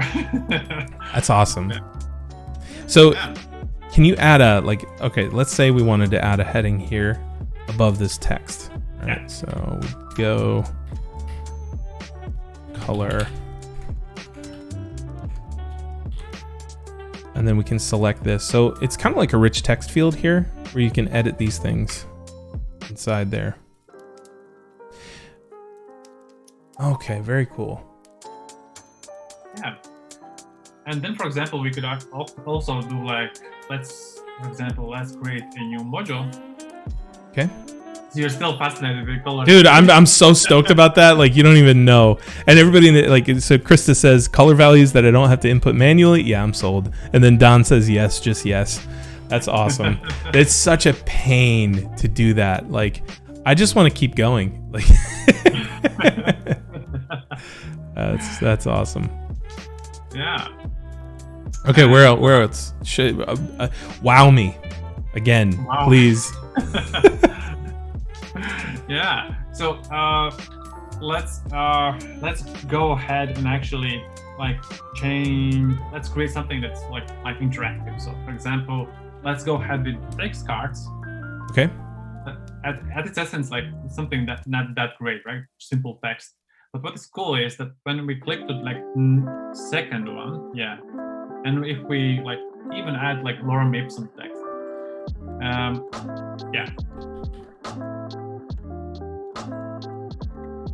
and when we actually go ahead afterwards and change the preview, it was something like Instagram stories, right? So that text will actually change with time. Of course, you can also manually like change it, but the text will actually change depending on how much time you have spent on the page. I'm struggling to try and find a use for that. Slide 2. What would you guys use that for? Because it's difficult to make sure that a user sees text that's hidden. Yeah. So what have you seen this used really well? It's cool. It's really neat, but I would say like even simple steps, like okay, so step 1, step 2, step 3. Oh, I see. Okay, yeah. So then they can read it, and then by the time they're done, they can move on. I see. Okay. Step 2, step 3. Look at the way that the colors animate, guys. I'm still stuck on that. Like, we should have never moved past that, dude. We should just we should do this all day. We'll just create hundreds of colors. That's great. Yeah. And of course, like we have like a lot of cool like modules. For example, like button modules, audio modules. We can actually choose, that button module will actually allow you to go to URL or actually download something. Oh, I see. Okay, cool. So that's a nice see the future. Okay. Oh, I see. And then there's a download there as well. Yeah. So that nice, like quick and easy call to action when you need somebody to actually like, okay, so this is where you should go or do something. Yeah, that's nice. Okay. Let's try one more. Yeah. And it really goes in like exploring. So I don't know if you have like those are the classic ones, right? So we have like, we just did button, we did everything else except we did like audio. So we have thought about like audio branding, right? So at this instance, like audio branding is nothing new, and a lot of brands are actually making use of it. Mm-hmm. So we have actually, what we have done is actually add, see that you're still just playing around. I'm just playing around, man. And what we have actually done is added a dedicated like audio module. So what you can do is actually upload a audio file. Oh, interesting. Okay. And you have like native audio player to it. So you can actually play it from your brand book. I wonder if we can pull an audio file from Pexels. Let's go rain. It's a rainy day here. Let's try that. No, just photos and videos. Okay. Yeah. Interesting.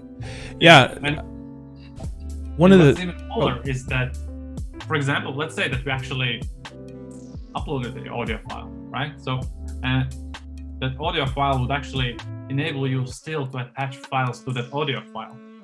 Oh, I see. So you could have longer versions. So you could like play a preview of something, like say it was a podcast or something like that you wanted to, give as an example. You could play a short preview and then have options to download the full version. Yeah. Oh, that's great. Wow. And it takes only like one column, so you can Yeah. still play around with other modules.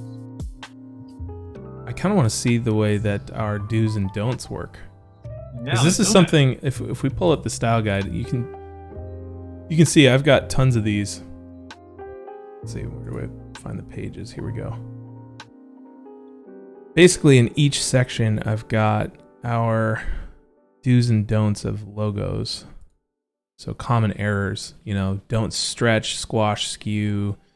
Don't do things like bezel, emboss, and drop shadows. Don't change layouts. Don't use, all this kind of stuff. Yeah. So let's see if we can kind of recreate that section. Yeah, we can actually. Let's say that we have like this do's and don'ts module, which I have actually chosen already, and let's upload like at least 2 like images. Okay. It doesn't matter if it's actually correct or not, but like. Okay. So I probably want to add one more, huh? Yeah, just for safety. Yeah. Okay. So, but when we hover over like the image, it actually shows like in that small like section, like you have X and then you have a check mark. It's upper right corner. Yeah, you see X on image. Oh, right here. Okay. Yeah, and you can actually just select. Okay, so this is fine. This is not. And all you have to do actually is just upload like images of it and just check mark. Okay, so this is not, this is not, this is not, and this is how you do it.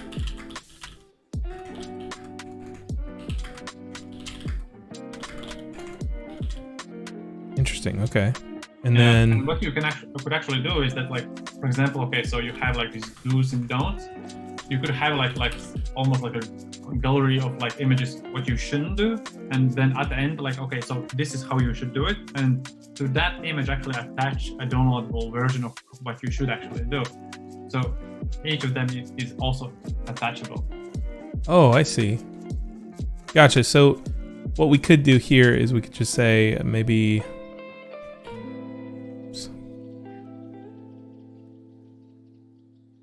common errors. Yeah. And then maybe set that in a heading. That a little wider. And then you break down every error that you have. So you could probably change that to error and make it just a huge grid. Can you control the columns on that? Yeah, if we go in module settings. Okay. You can still.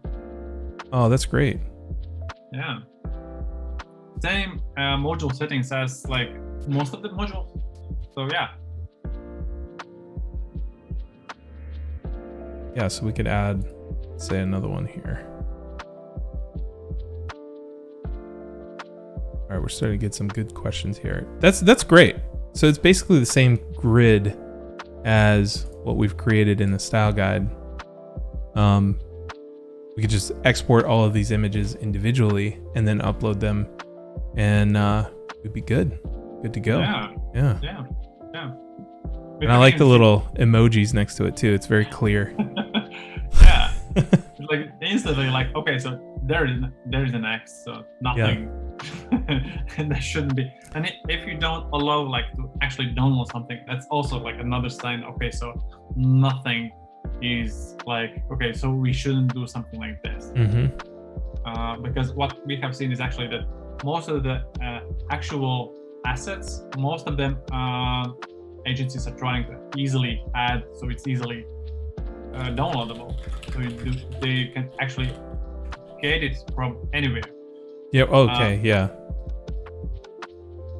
And yeah, that's that. So we can still make attachments on each one of these, where it's like, instead, click the download and download the right file. Yeah. Interesting. Can you link between pages and sections? Like say we wanted to say, add a module down here that was just a button. Could we link to say, how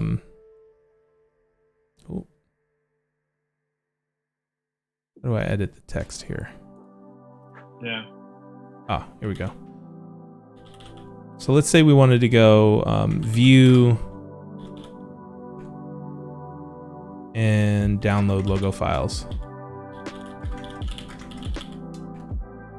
So could we use this button to link over to, for example, the logo section on this page? If you have like actually created a unique URL for that, yeah, sure. You can do that. We actually are making that even quicker to actually assign. So what you could do is, if we go, for example, to the logo section, like to the module where we created actually that logo, and when we actually get there, we see this little icon on the far, share location.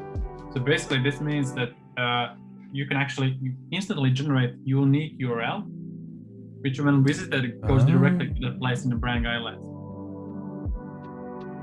Interesting. So let's go ahead and add this. We'll add a link here. Go to preview. See if this. Okay, but I need to publish it first, right? Like that would. I see. Okay. Yeah. Let's try it. Oh, okay. This actually gets into one of, let's see, who asked this?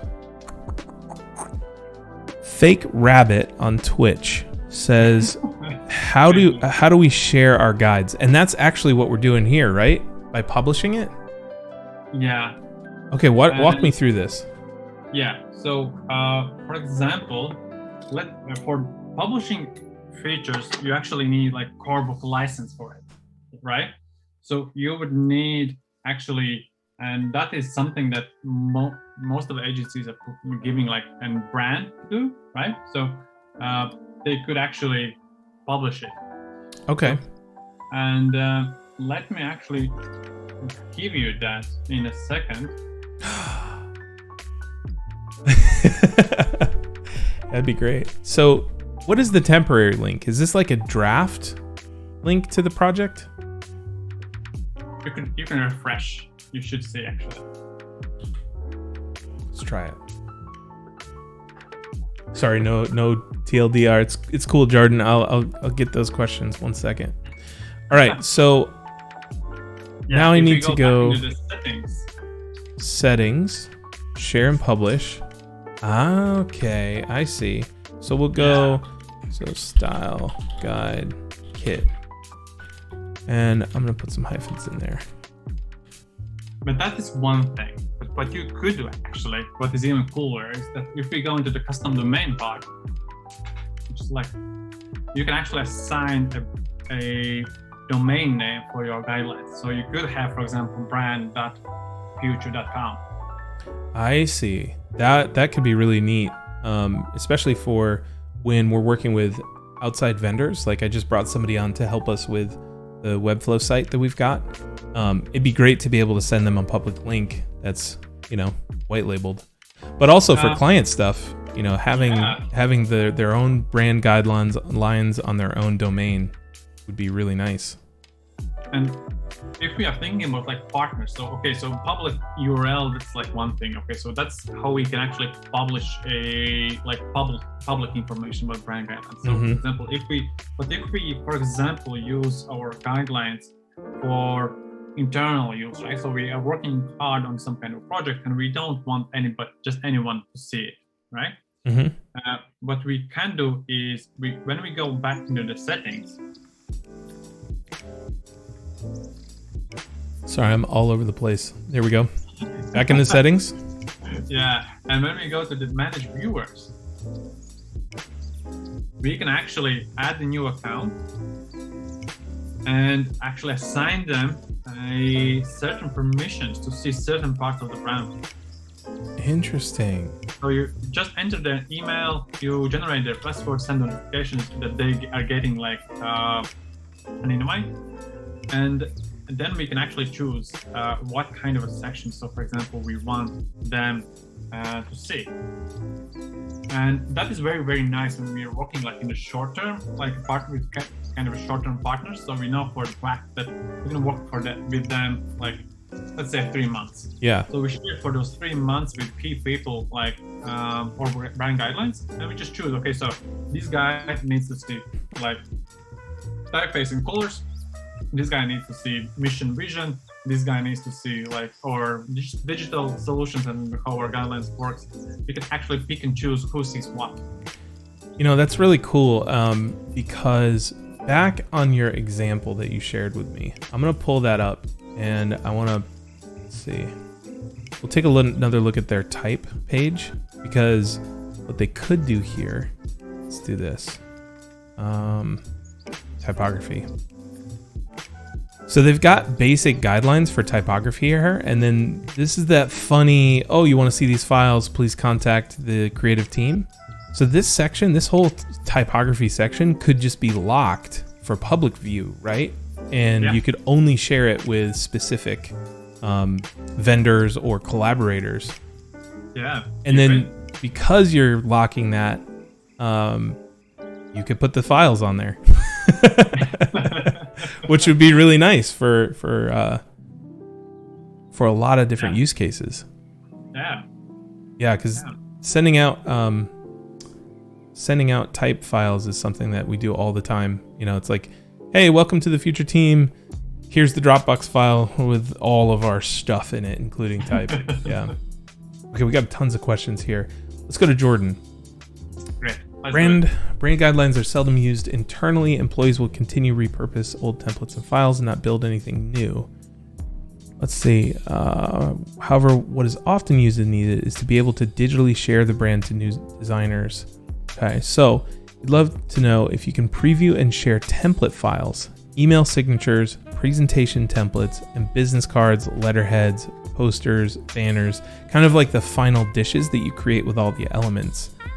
So let's say you wanted to say, let's actually do this. Okay, let me find something real quick. So you want to build yourself that? Yeah. Yeah, I have an idea here. So let's go and one of the things that I've done with the perfect proposal is I've got a single page proposal template. And right now it's both Illustrator and InDesign. So I'm going to sync that real quick. And then we'll open it up. And hopefully it doesn't break. Like, I created this on Mac so that the typeface might break on this.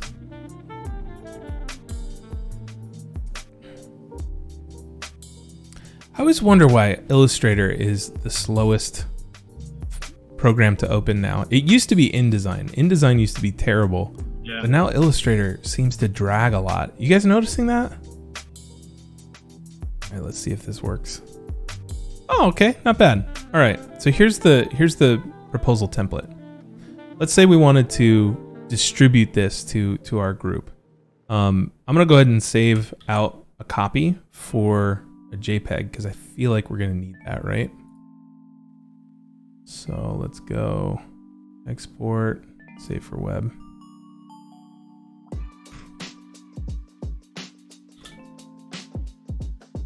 Do single page template, preview. And we'll throw that on the desktop. Okay, so walk me through the way that you would set this up, say on the style guide kit. Okay, so what's the first thing we want to do actually? Let's distribute this template file inside our brand guidelines. Easy. Okay.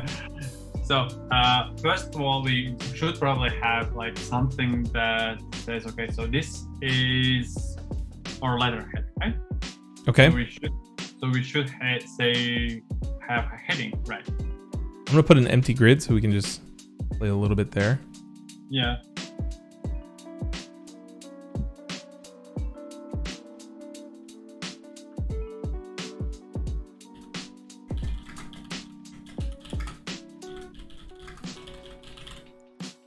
All right, we'll make that a heading.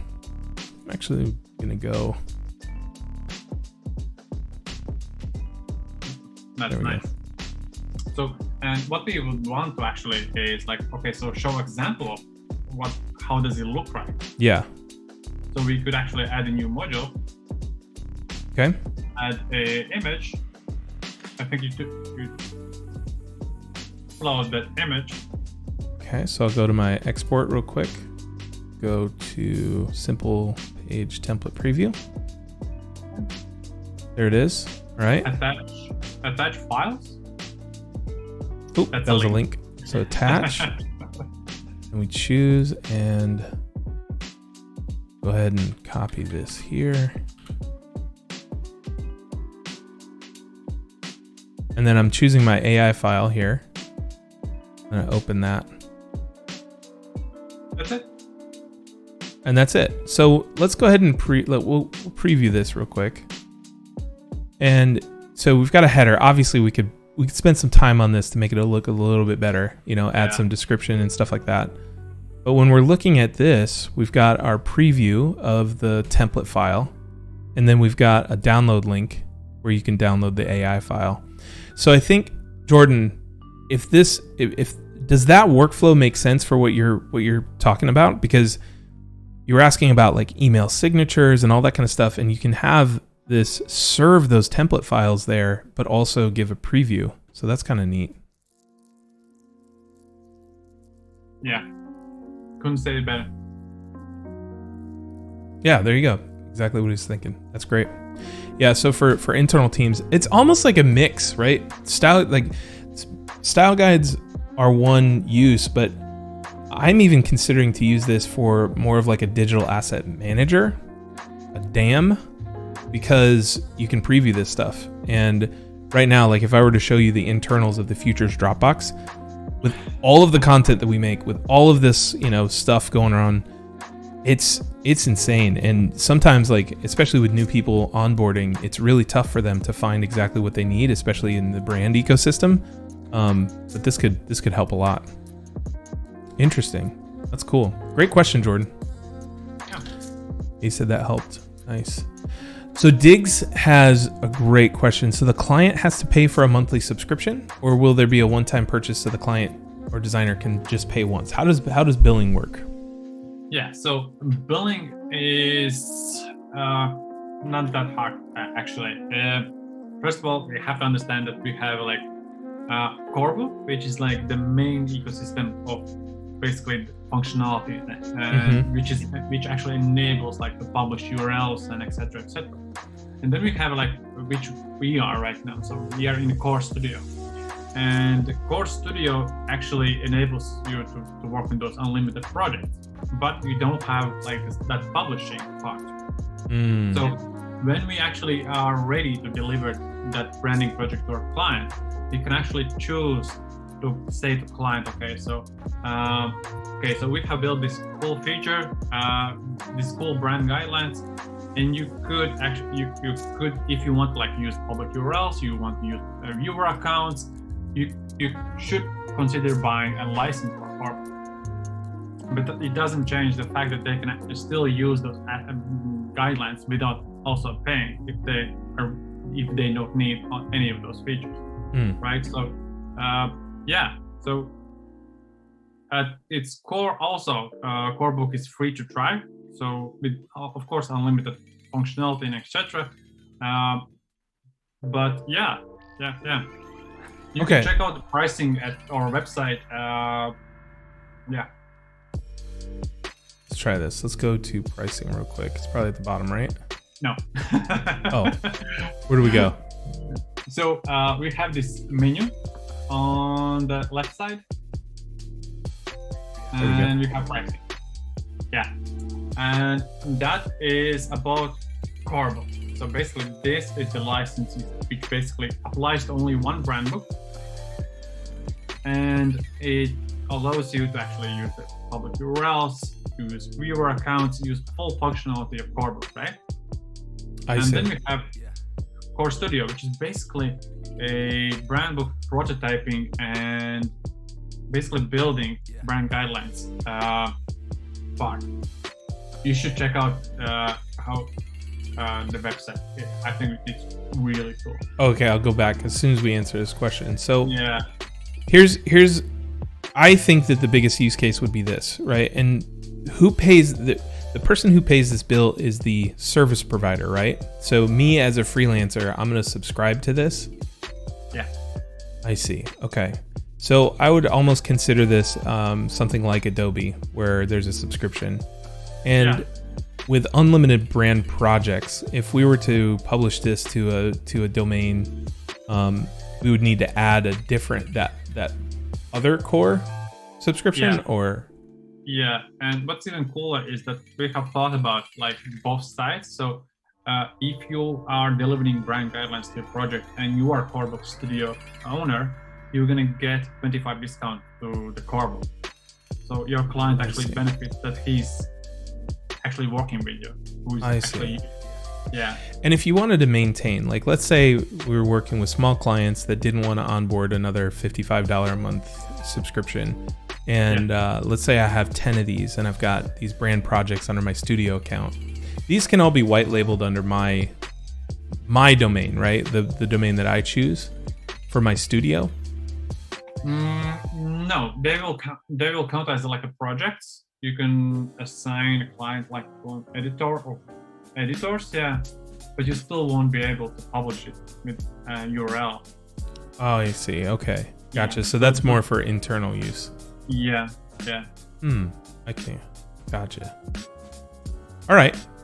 Any questions about pricing, guys? I was a little bit confused at the beginning. It's starting to see a little bit more clearly where there's a defining line. So basically, anytime you want to have an external link that your brand wants to publish this on its own custom URL, then we move over to the other pricing where each individual project is going to be $55 a month. Yeah. That being said, one potential benefit is you could use this as part of a brand retainer. So for you guys who sell retainers, with monthly services, maintaining a brand guidelines or a brand or like a style guide or even like a digital style guide, like if you offer maintenance on that, this could be a part of that fee where you're maintaining a digital version of that. So it's interesting. Okay, let's check out the website. And maybe the last comment about like pricing is that if you're like a freelancer or that's cool. Yeah, that's really neat. Sorry, what were you saying? I was like sucked into the animation there. Yeah. So if you're like freelancer or agency, for you most of the times the studio will be the best option. Gotcha. Yeah. Cool. All right, I want to see that animation again. That's so sweet. That is so cool. Love that. All right, so here's a view of Oh, I see.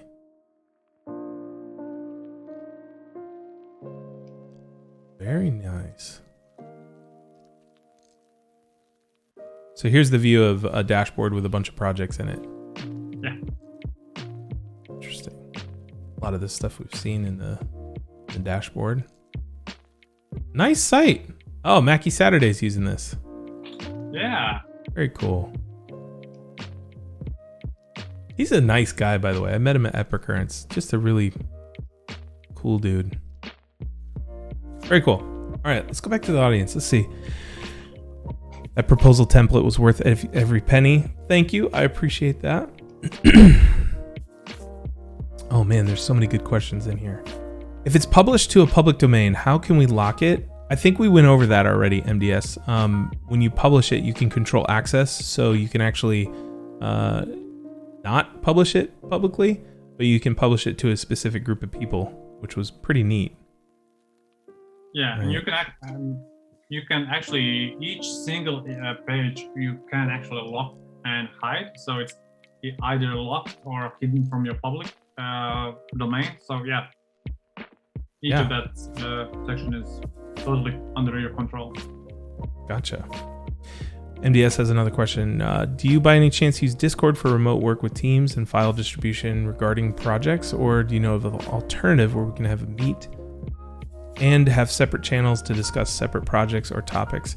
Yeah, MDS, I would use Slack for that, but I would not use Slack or Discord for like file distribution.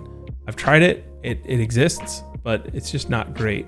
I would rather present something with like a deck, where we're presenting a keynote to the client, and then using something like this, like Corebook or Dropbox to distribute the files to them. But I've used Slack, and you can isolate clients to specific channels. So it works great for clients that already use Slack. You may run into clients that are not familiar with a chat tool like Slack or Discord. That might be a little difficult. As far as professional stuff, I would probably move with Slack instead of Discord, because Discord can be a little bit more intimidating to get inside of. So, oh my gosh, so much chat. You guys are awesome.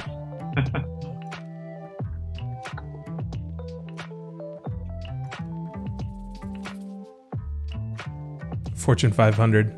Okay, so you're getting a little pushback on price, but I think if you guys can wrap your brain around having, I think that the biggest benefit for me, if I was still freelancing and still working with 10, 20, 30 clients at a time, I would say one of the biggest requests, and I'm still getting these requests from clients back in 2015, 2016, for files. Like, hey, can you send me the vecting version of the logo files? I'm not really sure what that is. And it's like, oh, you mean vector? Yeah, here's the Illustrator file that I sent you back in 2016. It's still in the Dropbox in the same link at the same location. Matter of fact, I can see you. You're in there. You're pulling out the JPEG. It's the file that you can't open on your computer. So it's like, I still get those requests, and being able to just completely remove those requests off of my plate, because I have something like this where you can easily upload things for download, and your clients could possibly send that link out to their vendors and basically circumvent you altogether as kind of a file service system. That's one of the biggest value adds to this product that I could see. So yeah.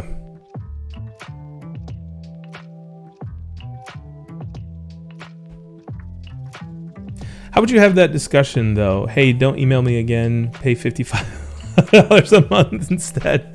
No, I think that with Studio, you can still host the style guide on your account. Like, you and your clients can use it, right? Yeah, you could have like your clients as an editor. Yeah. Yeah. So I think, they're not going to want to just reach out to you and ask you a favor, or every time a client wants to sends me one of these notes, they're always like, hey, you can totally bill me for this, but I can't find the vector file for the packaging that you designed in 2017, and obviously that's going to be on a hard drive somewhere or buried in a Dropbox or something. So being able to distribute those files with something like this, it gives them a visual, at least they can see what's inside of an Illustrator file, because you're providing a preview like we did with the proposal kit or the proposal template here. So I think that would be probably one of the biggest. Oh, that's not it. Right there. I think that would be one of the biggest benefits, where you're just saying, here's the brand guidelines, here's the style guide, here's the project in a visual way.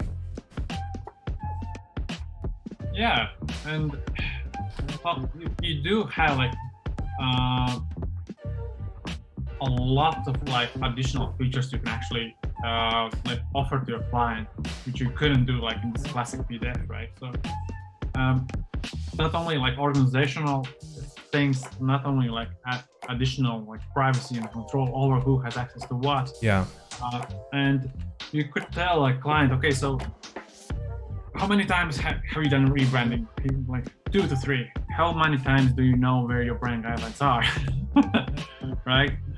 And do you know how many of your actual team is actually using that? And I think that most of the companies would say that not a lot. Right? So files are files, and files tend to actually get lost. And with this kind of going into the future, almost okay, so everything is is on the internet, everything is easily accessible. You can't lose something, and you always know where it is. That's also such a beneficial thing. And that time when actually you're going to receive that email that says, okay, so it's been 4 weeks, and we want you to actually update those small changes. And that's going to happen 2 to 3 times a year. And at the end of the day, the client at some point will still use some old version of it. Yeah. And with this solution, you instantly, at the very moment you actually update something, the client will see the same version. So no more sending out PDFs and saying, okay, so this is version 7, please stop using version 6. Yeah. I think, if I were to put myself in my shoes back in 2011, let's go to just chatting for this. I don't think we need the screen here. So if I were to put myself in my shoes back in 2011, 2012, when I was just getting started, I could barely afford my Adobe Creative Cloud subscription, and tools were one of those things where it was hey, I'm getting there. I'm starting to pull in money. The business is starting to work. But it's still tight, right? So if I'm going to put myself in those shoes, would this be something that I integrated? And I don't know. I think what would push me over the edge, and this is just me being completely honest, giving totally honest feedback to you guys on the pricing, was if I was able to say, all right, client, here's your brand guidelines, or here's your style guide, or here's the project guidelines, and give them maybe a public link that was branded to my agency. So let's say I'm, Ben Burns agency. Let's say, I had, 4 different clients, and one of them was Beauty by Earth. Beauty by Earth was one of my longest running clients back in the day. Being able to say, hey, client, here's a style guide. It's benburnsagency.com/Beauty by Earth. That ability I would be able to promote my business, because every single vendor or every single friend or every single teammate that they work with would see that URL and give the opportunity to have that, to kind of own that style guide. Even though it would be branded under the agency, it'd be white labeled, it could still be public. And then maybe shifting the client custom URL or client custom domain to that $55 a month, where it's hey, now it's yours. We can transfer this to you. That could be an upsell.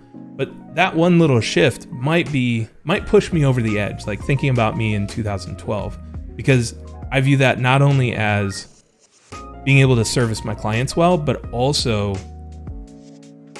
being able to promote the business to everybody that they share it with. Like, guys, if you can create a relationship with a printer, like a print vendor, they will bring you clients all day and night, because sometimes clients will come to them and say, hey, can you print this file? And it's impossible. So, vendors are a great way to network and find clients. But that would probably be my only feedback to you guys over at Corebook on pricing. That one little shift might put me over the edge. Yeah, but at the same time, like I would say that, for example, if we are like pitching for a project, okay, let's say that we are a freelancer, we are pitching for projects, and we want to get that like extra edge for our clients, right? So, for example, let's say that we are 5 freelancers who are pitching for something. 4 of them are saying, okay, so we can build a brand guideline for you. It's going to be beautiful. We can deliver it in PDF. We're going to deliver that in Dropbox with assets. And then you are the 5th one who is saying, hey guys, so PDF, yeah, not going to happen. We're going to do that digital. You're going to have like URL for your brand guidelines. You're going to have it easily accessible.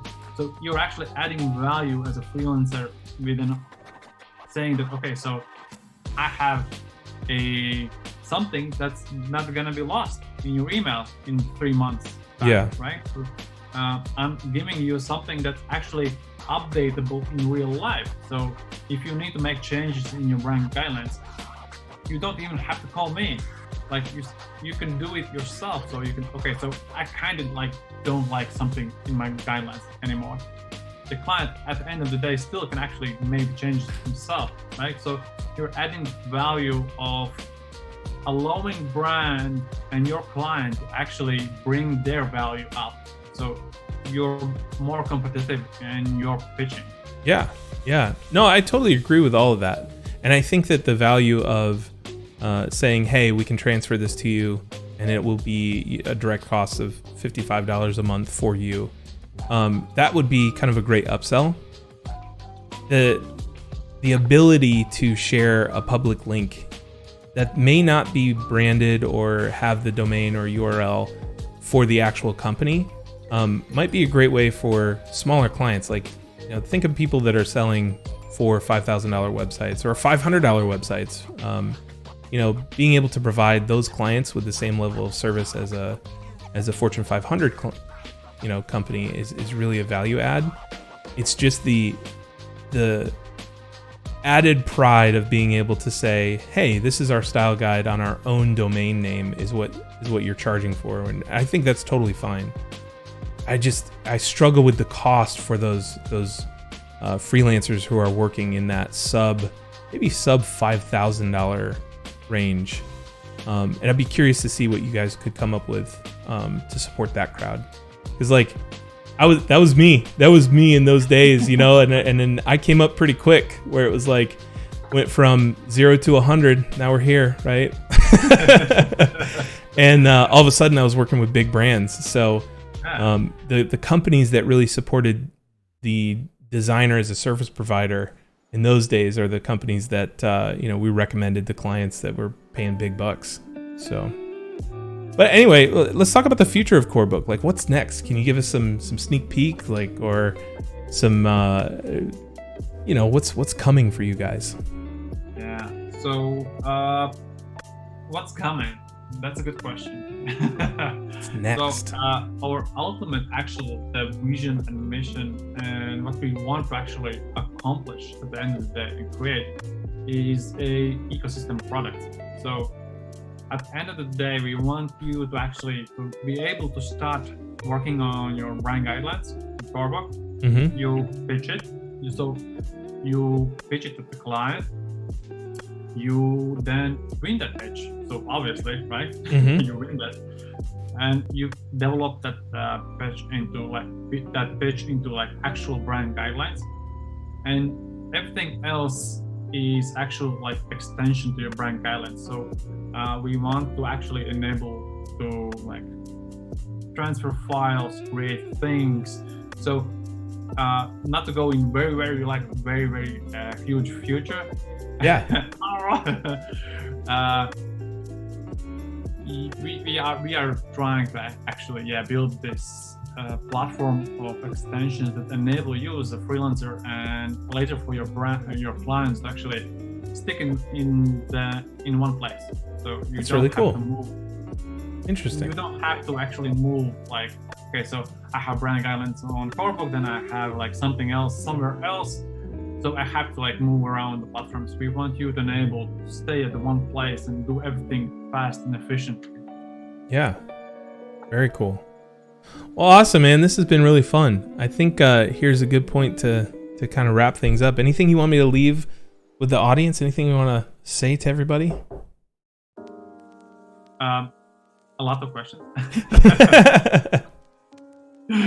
But no, it was absolutely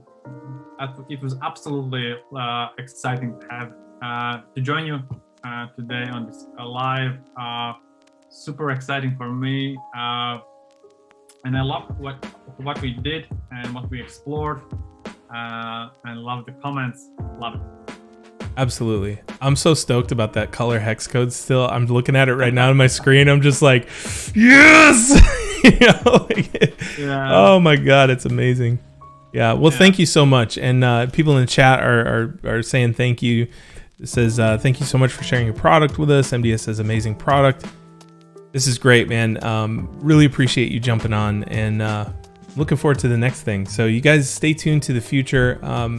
We'll say see you later to Raitis and then continue on with the closing of the stream. So Raitis, thank you so much. Bye. Thank you. See ya. See ya. Right, let's stop share and we will go back over here. Well, cool. That was fun. I don't know, like it was one of those things where like we're doing something together on the future. We're going to be recreating this style guide kit over there. And I was like, well, let's, instead of having a Zoom meeting that no one has access to. And, again, I'm all about like trying the process and sharing things with you guys. So I'm like, let's just try to do this tour live. So let me know. Did you guys like that? I would love to hear what you think. What do you think about what I said? Let me take a look. Travis says super fun. Well, cool. Good. I'm glad. Yeah. So I think that your idea is valid. Creating a website on a subdomain that is a style guide. And I'm pretty sure that like most of the major Fortune 500 companies have this somewhere where they've got like a brand.webflow.com or a brand.dropbox.com. And I think Dropbox is actually searchable. Matter of fact, let me, let's go over here.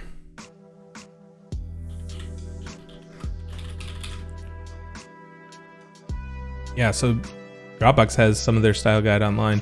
But the thing about it is that like access control is going to be really an issue. So if we wanted to download the Dropbox font here, they could get in big trouble with the Foundry for distributing the typeface to the general public. So I think that access control is a big deal, which, depending on what you build, if you build something in Webflow or WordPress or whatever, and you have that ability to control someone's access to the site, that's the biggest hindrance that I could see with this website concept, if that makes sense. You can password lock websites or make user access systems. Absolutely. Yeah. There's a lesser direct cost, but I would probably say that there's a larger setup cost. So for you as a service provider, this may be advantageous where it's like, hey, I'll set you up an access controlled style guide. We'll do user accounts and it's going to be $4,000 or something like that.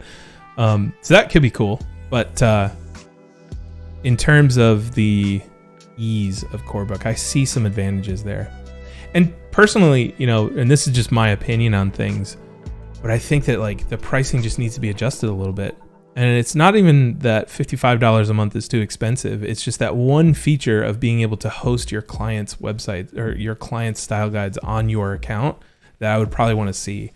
Because like I can guarantee you, Beauty by Earth, even though they're a multi-tens of millions of dollars company right now, back in the day when they were just in their garage and I redesigned their first logo, I can guarantee you that they wouldn't want to pay $55 a month just for their style guide, even though they need it, right?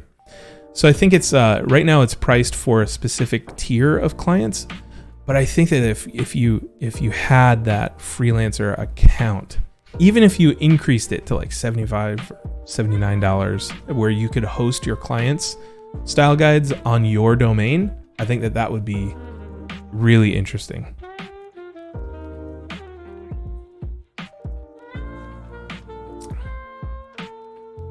Yeah, pricing. Frontify, I've never heard of that.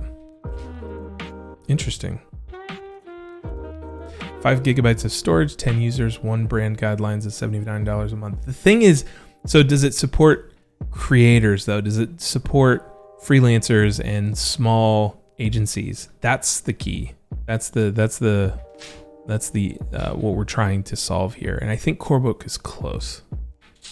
Yeah, definitely still new.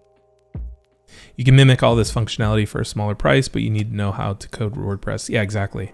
And the other thing too is that creation. Like, I could probably take a design intern and say, hey, log into Corebook and create a style guide.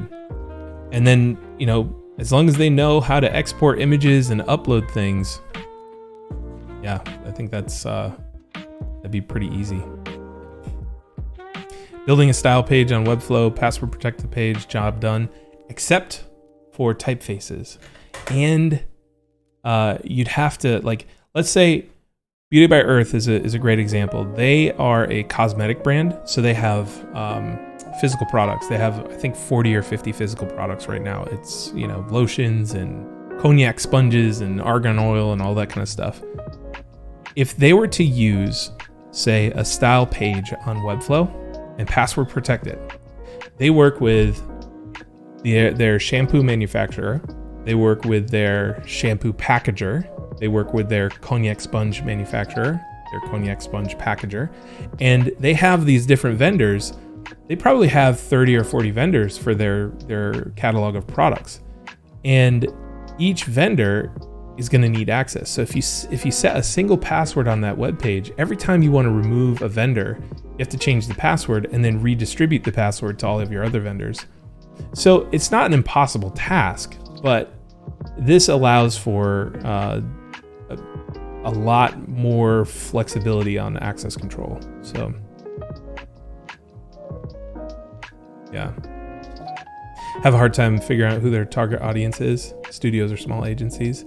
Yeah, and keep in mind this is brand new. You know, the studio thing launched, I believe, last month, so it's totally new, and I think that they're figuring things out over time, which is why I kept saying, hey, this might be a feature that we might want to take a look at, which is kind of cool. And I know that they're a small team and they're super nimble and ready to do stuff. So this pricing is justifiable if from A to Z it's their hosting for files and everything. Yeah, exactly. I mean, Raitis said that you have 100 gigabytes for every style guide that you create. So that's a huge amount of files that you can do. Yeah. Yeah. Do they have a collab feature? Yeah, you can share editing, and you can add an editor and a viewer. So you have access control for collaborators and people you want to edit, and then also people that you just want to view and comment. And with each level, you can access control each section of pages. So that's kind of cool too. Yeah, cool. All right, guys, I had fun. This was the first time that I've ever had a guest on the show. And I'm not sure if he's watching, but Raitis, if you are, thank you so much for jumping on. I had so much fun, and it was nice to do something different. You know, it was really a joy to do something different. Also, I have something cool that I want to show you guys. It's a preview. So let me pull this up real quick.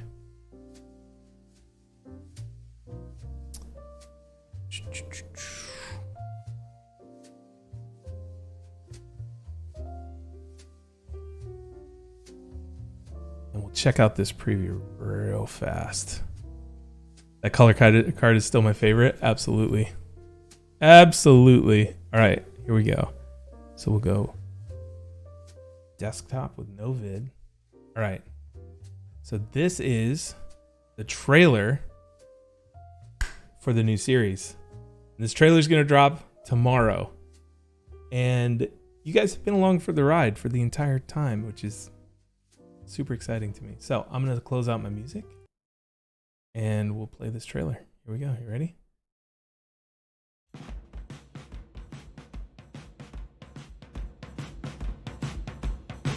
Creativity without limits. Every designer's dream. Without a client hanging over your head, without a creative director's fingerprints on your screen, without the restrictions of a design system or brand guidelines. We long for this kind of freedom, this level of flexibility. The blank artboard beckons like the open road, and yet, somehow, it's also terrifying. Where do we go now? I'm on a journey to rethink, revamp, and redesign my personal website. It's the only project I have never finished, and I suspect I'm not the only one. It's time to get this built. This series is all about a raw, unfiltered look at the creative journey. Along the way, I'll be interviewing my friends, experts in their fields, and the people who simply know better than I. But also it's your humanity that comes across. You have a gentle spirit, wrapped in that burly guy thing. I'm gonna get their take on the creative process and all the twists and turns it takes to build this thing. And where we'll end up?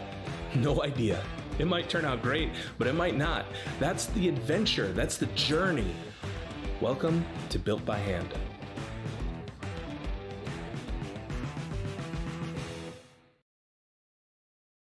Huh?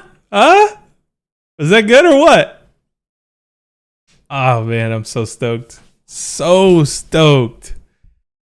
Oh man, I am just thrilled. You did not miss the streams where we're chatting with people. No, I did those off stream because largely I didn't know how to stream Zoom calls, but in the future we'll do this. Where do I purchase? It's free. It'll be on YouTube. But the first episode, I'm just so thrilled with the way that it came out. And just awesome. Well, I feature chat in there as much as I can. Yeah. So what was really neat is that I wanted to make it more about the journey than like a tutorial on how to build a website. Right. It's just one of those things where it's like I just didn't want to throw another tutorial out into the world because like I feel like there's so many people who don't talk about the creative journey through the lens of emotion. And I think it's so important to talk about that stuff, and you go from this process of like, hey, I'm inspired of something. I'm really excited about it. Then I make something and then I'm like, oh shit. I look at it and oh man, it sucks. And then it's like, this sucks so bad. I must suck. I suck so bad. Oh my God, this is terrible. And then you keep working on it. It's like, actually, you know what? This is okay. This is cool. And then it becomes something that you're actually proud of. So it's going to be a lot less of like tutorial and more about the emotional journey behind it. So it's a lot of interviews. It's a lot of me talking to camera. There's me like, reacting to certain things. Like the first time I went live, I have a reaction in the second episode to that. And that was, nerve wracking to be creative in front of people and stuff like that. So there's a lot more layers on top of the actual work. We will be putting in chat in some of the bloopers because, we've had some fun together. So it's like full VODs of the process are going to be available on the TheFutur site. So you guys who have participated in the chat and all that kind of stuff, and whenever the chat was on screen, you will live forever on our TheFutur site. Yeah. So release date, it's going to start on June 15th. And then every week after June 15th, we'll release one episode. And I believe that there's going to be 6 episodes in total. So 6 weeks. That's right. You guys worked with TheFutur and Chatbox. Exactly. It's going to be on the TheFutur's channel. Yep. Yeah, man. I'm pumped. So good. So exciting and nerve-wracking. I don't know if you guys remember this, but we did this series called Built from Scratch. Very, very similar. and it was a disaster. We did this whole process where we were like, we got to make drama. We got to make drama. We have to be dramatic. We got to be reality TV. And it just threw some members of the team, you know, me included, under the bus. And it was just like, I don't know. It just was not good. And there was tons of trolls in the comments. And you guys know me. I put everything out there. I wear my heart on my sleeve. And every single one of those comments just, ugh. Yeah. And this is honestly why you haven't seen a lot of me on the main channel. I know you're not supposed to pay attention to the trolls, but whew, still. So this is kind of a chance to say, hey, look, you know, I'm still creating. I'm still making stuff. This is the process. I'm not telling anybody what to do. I'm not giving advice here. I just want to share the journey. And that's it. Each episode is going to be around 20 minutes long. Yeah. All right, guys. Well, I think that's it for today. It is 1:40 and I got to run. I got to actually get to work.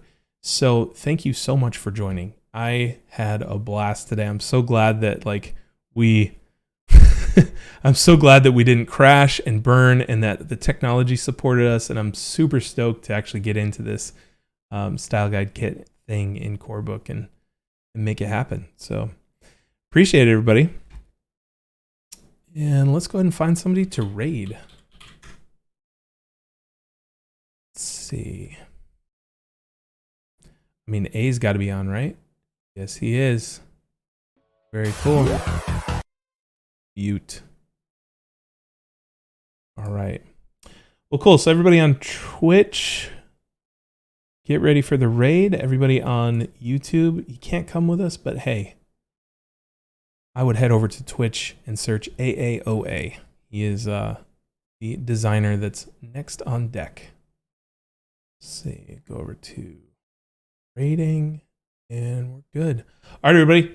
Thank you so much. We'll see you next time. And, you know, as always, hit me up on Discord, hit me up on Twitter.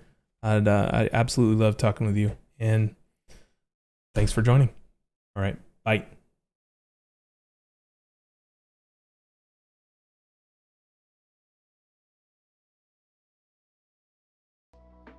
Oh, I mean, that's fine. I don't hate it. Mr. Ben Burns raided the stream with 19 viewers. I don't hate it. Hi, Ben. How was...